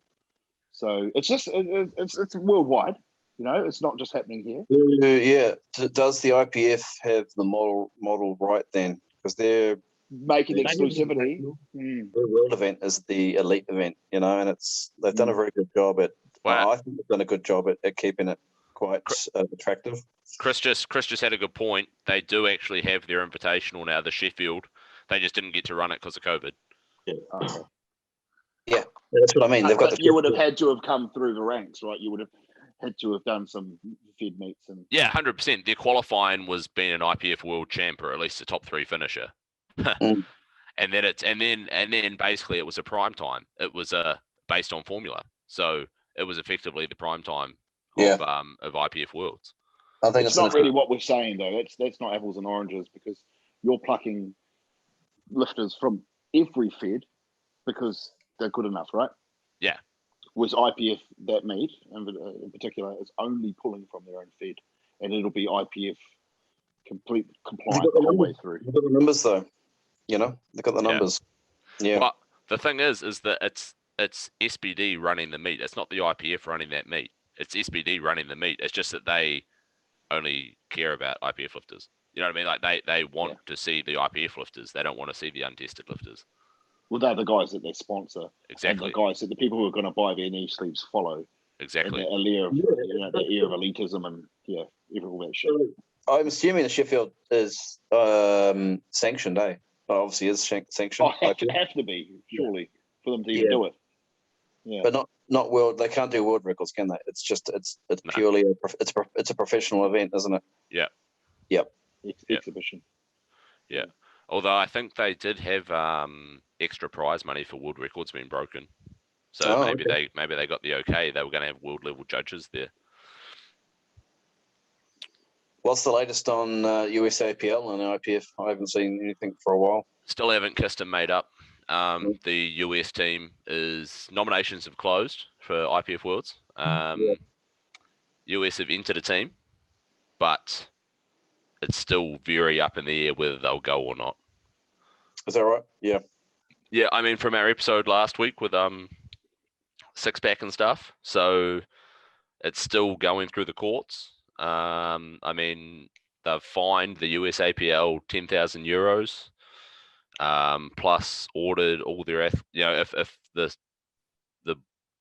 singular person that it's ended up going to in the end decides that the IPF's in the right, and goes by those conditions that we saw, it's €10,000 fine, €7,500 legal fees. All their athletes banned for 12 months. Wow. From international competition. So they most definitely haven't kissed and made up. It's a real rock and a hard place, for the IPF. Mm-hmm. Well, I mean, that's the thing. Like we said last week, they both think they're right, and they're both trying to do right by their lifters and by their various pros and cons. Which is entirely fair. Yeah. It's just one of those things. If USAPL wants to stay part of IPF, they have to be WADA compliant. So they have to weigh up whether their affiliation with IPF is more important, or whether doing their level of what they think is the right level of drug testing is more important. But the thing is that they can do that level of drug testing and be WADA compliant. It's just more expensive. Yeah. So they may come to that. I don't know. It's one of those things. You see what they decide, but it's a tough one, man. it's a real shame because a lot of the best lifters in the world are in the States. Yeah, they are. So, imagine. Look at the qualifying standards and totals for the nominations for Worlds, and you've got Americans in the top 3, haven't you? Yeah. On a whole, most classes. Yeah, so it's a hard one, man. I don't know, because the IPF can't give up their they have to get them WADA compliant to keep their IOC affiliation, which for a lot of people, like we say, is that helps some lifters get funding. In Eastern European countries, those lifters get funding. Powerlifting's like a proper sport for them. It's a national sport. So their lifters that win worlds, etc., get funding because it's an IOC recognized sport. So I didn't quite realize that. So even though they're not in the Olympics, they've still got some level of IOC affiliation. The IOC still recognizes powerlifting and recognizes the IPF as the world body for powerlifting. So if you know what I mean, so they still get entry into the World Games, the World University Games, Paralympics too, obviously, bench press. Paralympics, yes, I believe that's still IPF. But yeah, so whereas if the IPF competitions weren't IOC accredited, well then you lose all of that pushing power in terms of, like, in New Zealand, if the IPF wasn't IOC accredited and the NZPF would no longer get funding from Drug Free Sport New Zealand to do their drug testing. Yeah. Because Drug Free Sport New Zealand only tests IOC recognized. You know what I mean? Like, the government is only going to fund IOC recognized sports. Oh no, yeah, no, I don't think Drug Free Sport don't necessarily only drug test IOC. Anything WADA compliant, eh? Yeah, which is going to be IOC recognized, surely. So all the sports that Drug Free Sport test are IOC recognized? Yeah, they're not necessarily the Olympics, but I would assume they're all IOC recognized. Because when you get recognized by the Olympic Committee, that means that you're a legitimate organization internationally, really. Well, is the reverse true? If you're not recognized by IOC, does that delegitimize your sport, your fed? I mean, is there a compulsory... In the eyes of the government, probably. Why do they put that much emphasis on the IOC, being, for example, I don't know, a smaller sport within New Zealand? Touch rugby, is that... That's IOC recognised. That's probably massive. Yeah, that's huge. It's a bad example. It's a bad example. Bad example. Gotcha. I don't know. Yeah, there's got to be some examples. It's not the sport though that the IOC recognises. It's not the sport. It's the governing body. So it's like the NZRU or whoever runs the National Netball or whoever runs the New Zealand Athletics Association. Yeah, it's those organisations that are recognised by IOC, not the sport. So how much? Because there's very little funding for sports outside of the main, four, in New and Zealand, the rest are reliant on private entities and the Lotteries Commission and that kind of thing. So, how important is it? That's the question. That's what you're coming back to, right? Yeah. For the US PL to have that. US APL, yeah. Yeah, that's the thing. How important is it for them to have an IPF affiliation? Because that must be worth heaps, you'd think. Sure. Well, yeah, I mean, but they have some. Yeah, is it? Are they? Do they? 500,000 lifters, or? Yeah. Do they think that the US APL itself, as a regional body, has more pulling power than the IPF as an international body in the States? Because as soon as they leave, if they do leave, there's going to be another Fed pop up that will be IPF affiliated. Like we saw in Australia. Yeah, 100%. As soon as the PA had to change affiliation, a new one popped up and took that spot because it's worth something. It must be. It is. Of course it is. Yeah. So what's the new IPF affiliate in Australia now? The APU. Ah, okay. Yep. Australian Powerlifting Union. Yeah. I haven't heard much about them, eh? Are they a force? Yeah, they've just carried on as is. Yeah, it appears to. Yeah. They're still a big GPC Australia is the biggest powerlifting fed in Australia. Was it prior to that split? I believe so as well. Yep. Okay. I believe so. Yeah, 1,500 members or so. I think the GPC probably did quite well out of that too. They probably had, lifters that were like, I'm just fed up with all this politics. I'll move over, not realizing that there's still politics in GPC. They have APL coming through in Australia as well, which is the IPL affiliate, and they seem to be gaining some traction. Yeah, they're going quite strong, I think, and the WRPF are making a bit of a rise too with Wayne back now. So I think we'll probably see some WRPF action in Australia very soon. I think there's an event. See some tigers at the meets and tigers and flamethrowers.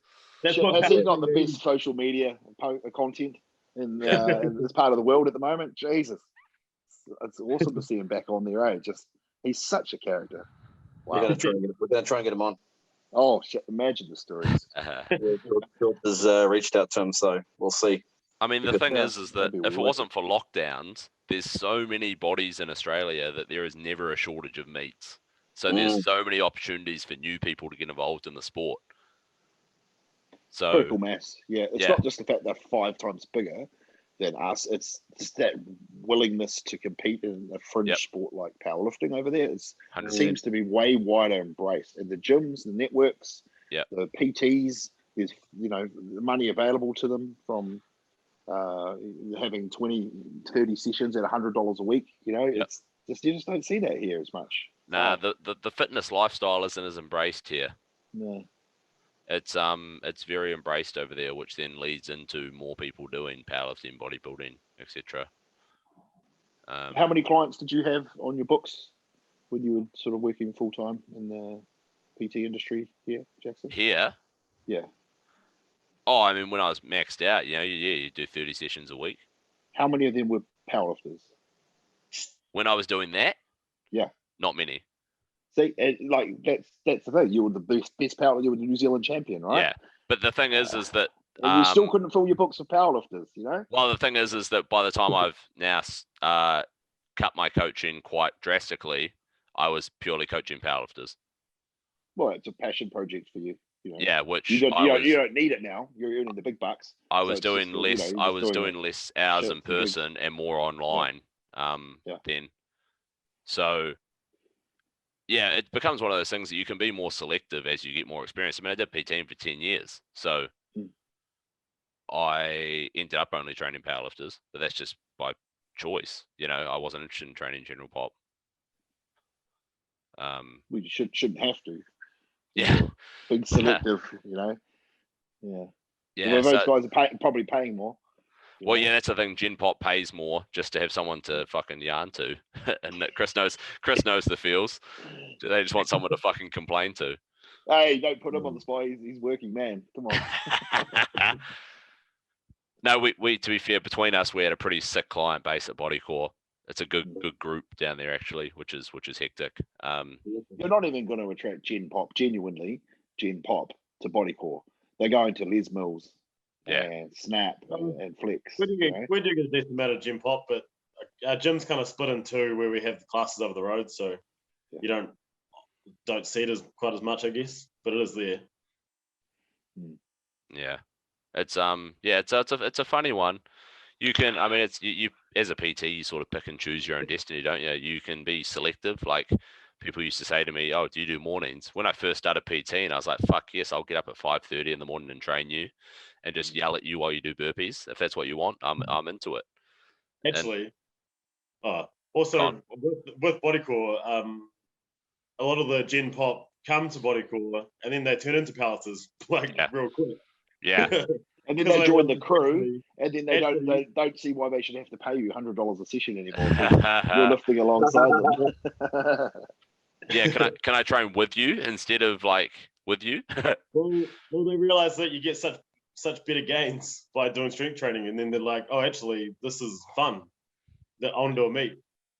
And I don't want to take anything away from your PTing, but that the best experience that I've ever had is always in that group, but non-formal training. You've got a group of you guys just pushing each other along, And because you can't pay, you got to earn that. You can't pay for that, you know. Yeah. Could you monetize that? I don't know. Well, we did sort of manufacture that at Bodycore. Between me and Kris, we ran a group class and had 8-10 people all training together. Still going that style. It's still going now. Kris is still running it now, even though I'm not there. Yeah. So you can. And then you sort of have it like you've got 8 spots, and that's it. We're not going to take it unless somebody drops out. Yeah. We limited it. Yeah. And they basically just picked or choose what they wanted to do, whether it was squats, bench, or deadlift for like 6 weeks. We'd give them programming. Nice. And they turn up and they get that feel for a little bit of PT, but more of an informal, everyone helps everyone. What I would really want to join in a crew is if somebody else has loaded the plates. Oh, put them away. Put them away. I would pay $50 a session for that, no doubt. You've got that going on now. Hamish, did you join Train Station? Oh, it's an awkward one, Mike. If you really, I don't know. Like I'm going out there and I'm training and using his mono and deadlift bar and stuff, and there hasn't been a conversation about joining the gym or paying, or I just turn out with monsters and I'll do something cool, and we'll make it. Yeah, it just swings and roundabouts. So, but honestly, that has been one of the key drivers for this prep as well, is having somewhere that I feel welcome and encouraged. And I think we'd spoken about it last time when all of the training methodology and great prep tips and technique and all that stuff. You can't replace that with just someone who just fucking just drives you and will bring like-minded people.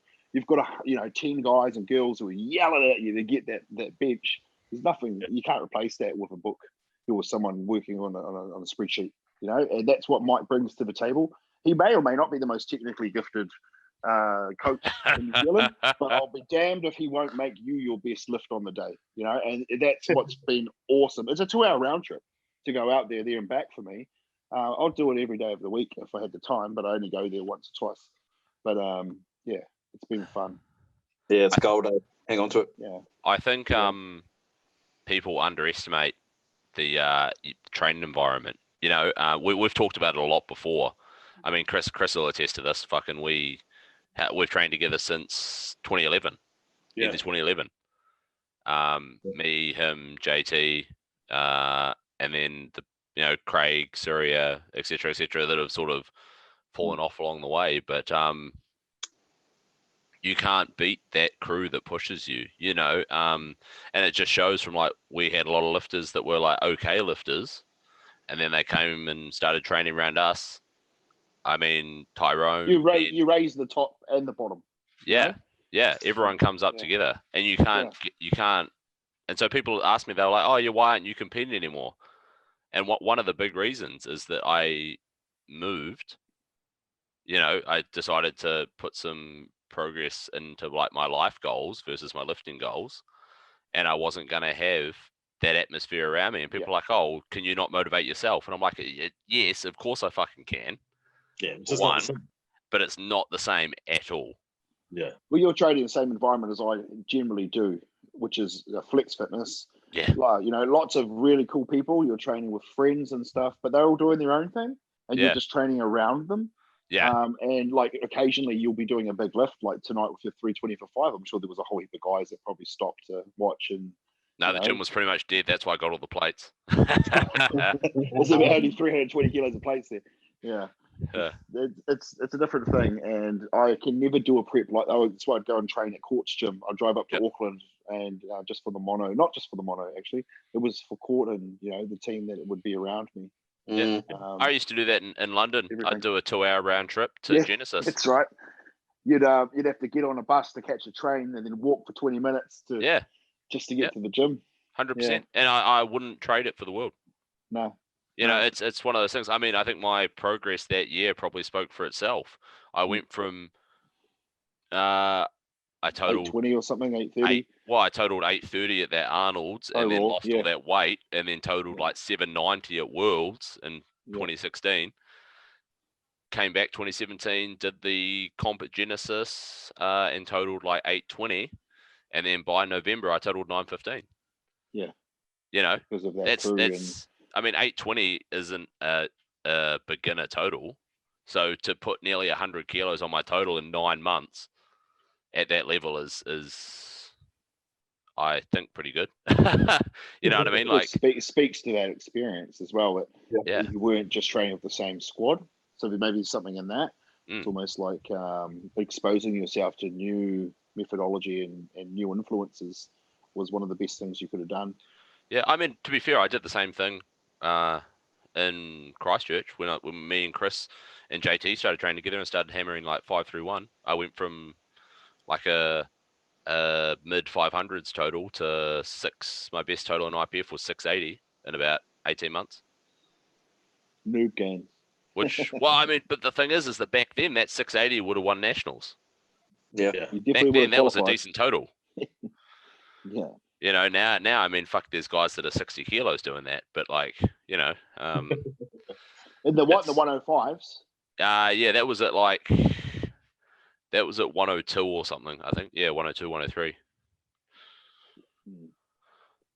So it's a hard one, man. But now, I mean, they have guys like their nationals. Fuck, this week's gonna be pretty crazy. Like, I mean, Tim Monagatti will go over 800 under 83.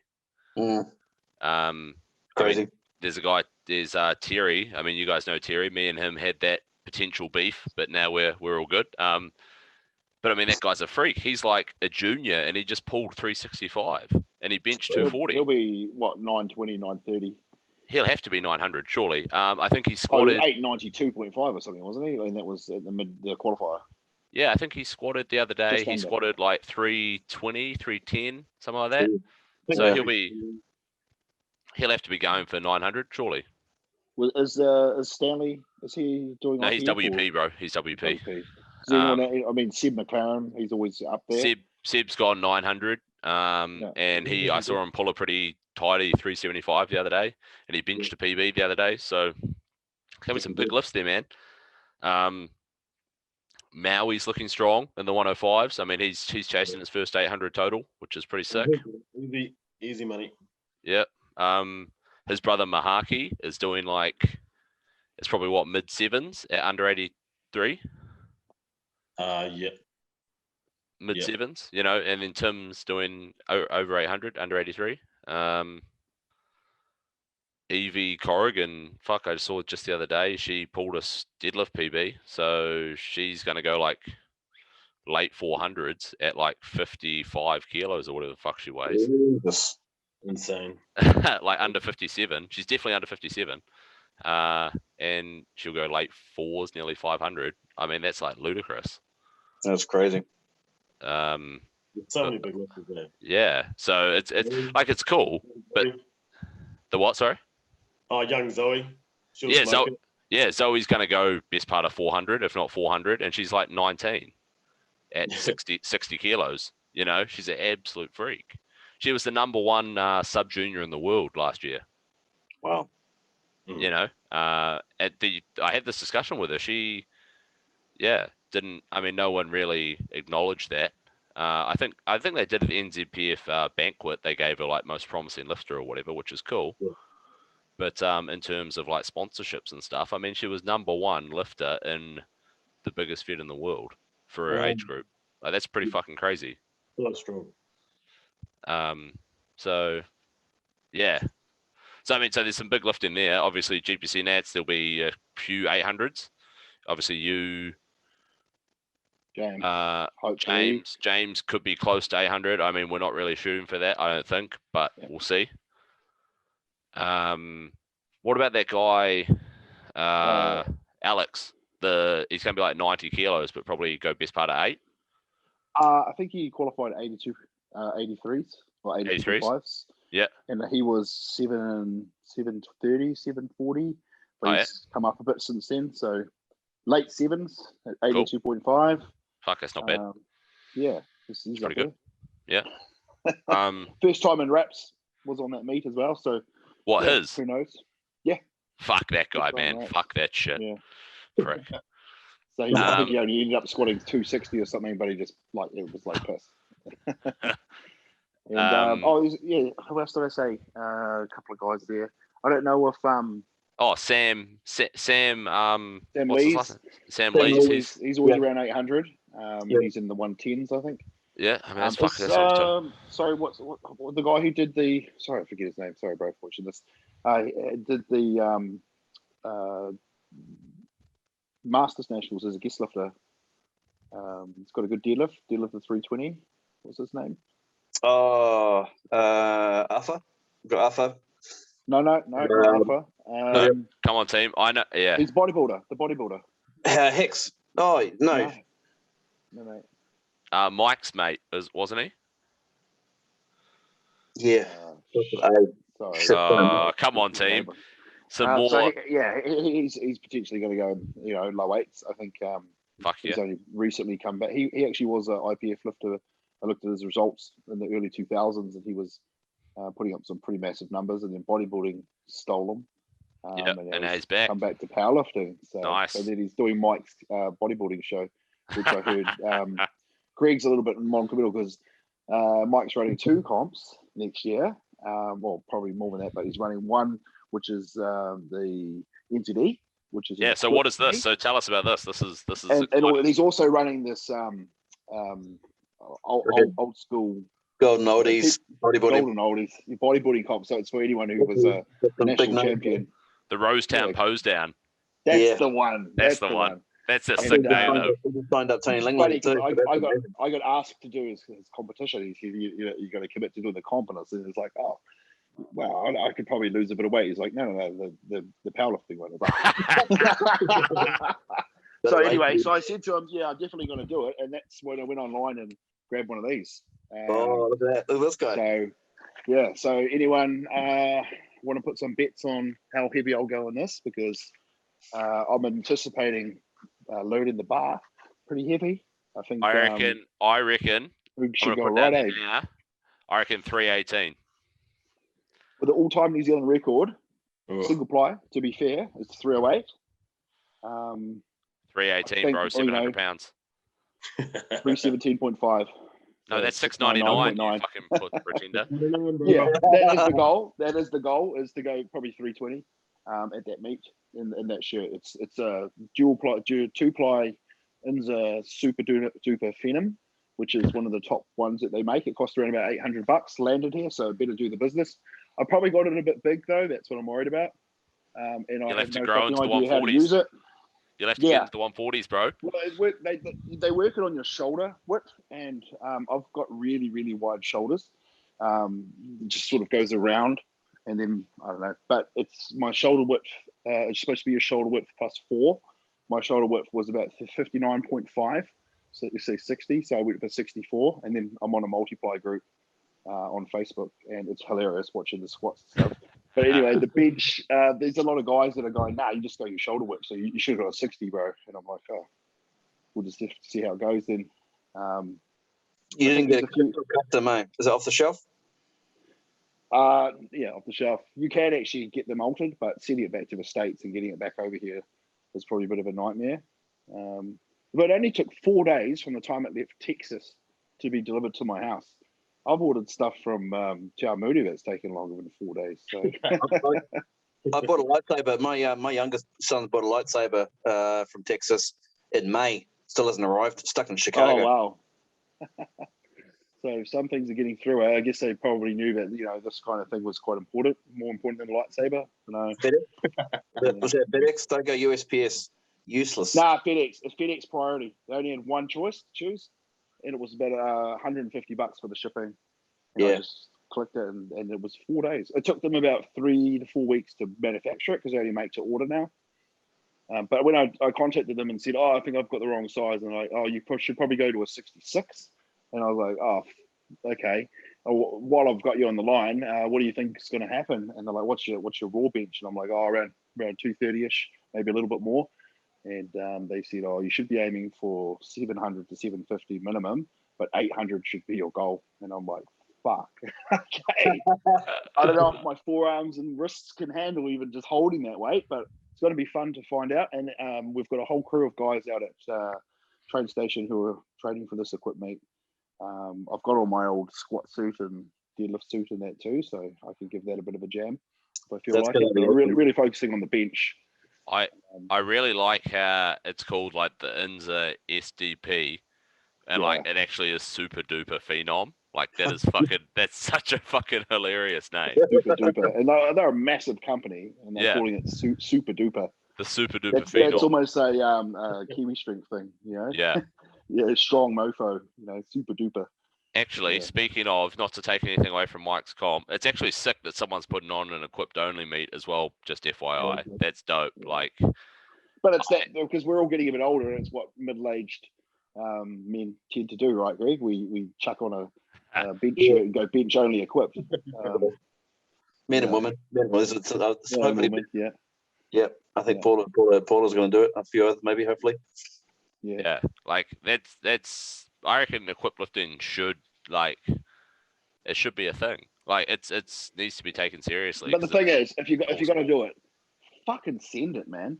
Do it properly. Proper multiply gear, and like for me to jump in there, and if I set the all-time record, it won't be much of a deal because no one's done it before, and guys are going to come in and do 400 and stuff in the future, just like they did in Raw. But everyone remembers the first guy on the moon. Anyway. If that comp carries on, it's then a consistent thing. People will train for it. It gives them an outlet. Sorry, I was just gonna say. Speaking of phenom, did you guys see? It's a bit old news now. It's a couple of weeks ago, but that kid that got disqualified from his meet in the States. No, tell us. Oh, Jesus Christ. Here we go. All right. You guys need to spend more time on fucking social media. Jesus Dude, Christ. some of us have got real jobs. Excuse me. I have a real job now. Well, that plane's going to crash. That plane's going to crash, Jackson. Hold on. Wait. Yeah. Hang on. I got to DM this person. This is fucking hilarious. Look at this meme. Can I just DM the pilot? It's just easier. Yeah. No, so there's this kid, yeah. Okay, so he's like 60. I don't know what the fuck his name is. He's like 60 kilos. And I looked at his page and I was like, no, I'm not having this. Like, grow up, sort of thing. He's like, he needs to just learn how to train. He just maxes out every time. Like, and he's relatively strong. I mean, I can't remember what the fuck he squatted. I think it was like 220 or something. And he pulls like 300, 320 or something at like 60 kilos. So it's cool. You're strong. Okay. And he's a junior. So he does this meet and he misses his opener on depth. Misses it again. Equipped? No. This is raw. Yeah. So misses his opener on depth. Misses his second on depth. Takes the same weight again. So he's taking his opener as his third. And it's fucking hard. And he gets someone to call his depth. And he hits it. And yeah, I've seen the video. He got depth. Yep, all good. And he grinds it out. And the ref says rack. And he yells at the top of his voice, "I'm a fucking phenom." And the head ref is like, firstly, like, dude, you took your opener for your third and like barely got it. There's nothing phenomenal about that. Like, phenomenally fucking stupid, yes. You're not phenomenal. And so the head ref's like, no, mate, that's disrespect. Like, don't swear on my platform, etc., etc. So he then got DQ'd because of that. Because there's a difference between like psyching up and like hitting the thing and be like, fuck yes, or like whatever. Like that you get a warning for. But this was blatant, like, I'm a fucking phenom in the judge's face. So the judge is like, no, mate, you're done. So he got DQ'd. So he put up this real salty post about like his lifts and he's like, oh, here's what I hit, but they're not counting it because I got DQ'd, To be fair, he has taken the feedback that I've seen from people and like said, okay, yep, no, I need to be more respectful, But fuck me, how good. Yeah. It's a lot of syllables. It's 6 syllables after you've just ground out like a 10 RPE. Yeah. I couldn't do it. I mean, I almost got disqualified when I was in the same situation where I missed the first 2 and I got the third squat. and I yelled out, "Fuck yeah!" And court gave me a warning. That's what I mean. She wouldn't have DQ'd me, but that's different to me standing there going, "I'm the fucking man," you know.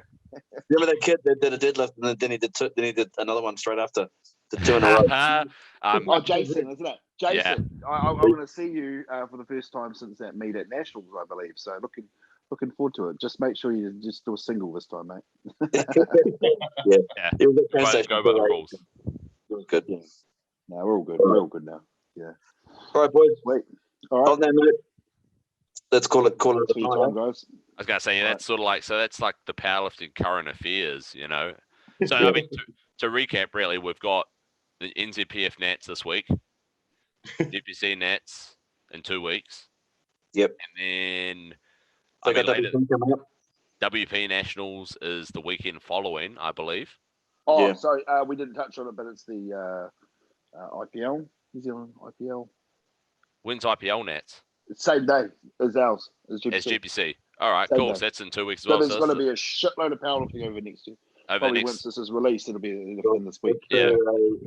We'll do a bit of a recap of the whole thing, eh? Yeah. Yeah, so over the next 3 weeks, there's going to be a fuckload of powerlifting in New Zealand, which is sick. It's almost like you want to compare results, not just in your fed, but across all the feds. Almost. It'd be nice if that was there. Well, someone could do it who's unbiased. Just if someone could facilitate that, that'd be just someone like who's good at spreadsheets and things. Like I think you are, Jackson. You probably do that. Oh, I mean, because I'll weight it biased towards me, so I can't do it. Like Hamish a Dale post where he puts up the points for his masters and stuff. Hamish is that guy that goes on Open Powerlifting and filters the lists through like 8 filters to make himself number one. and then when he posts the photo on Facebook, he crops off the top of how many filters he has put on the thing, so it just looks like he's number one. Yeah, it's true. It's what I do. Got to take it away somehow. Good time. Guys. All right. Shot team. Good yarns. Thanks, Kris. Shot. Shot coming on, boys. Love it.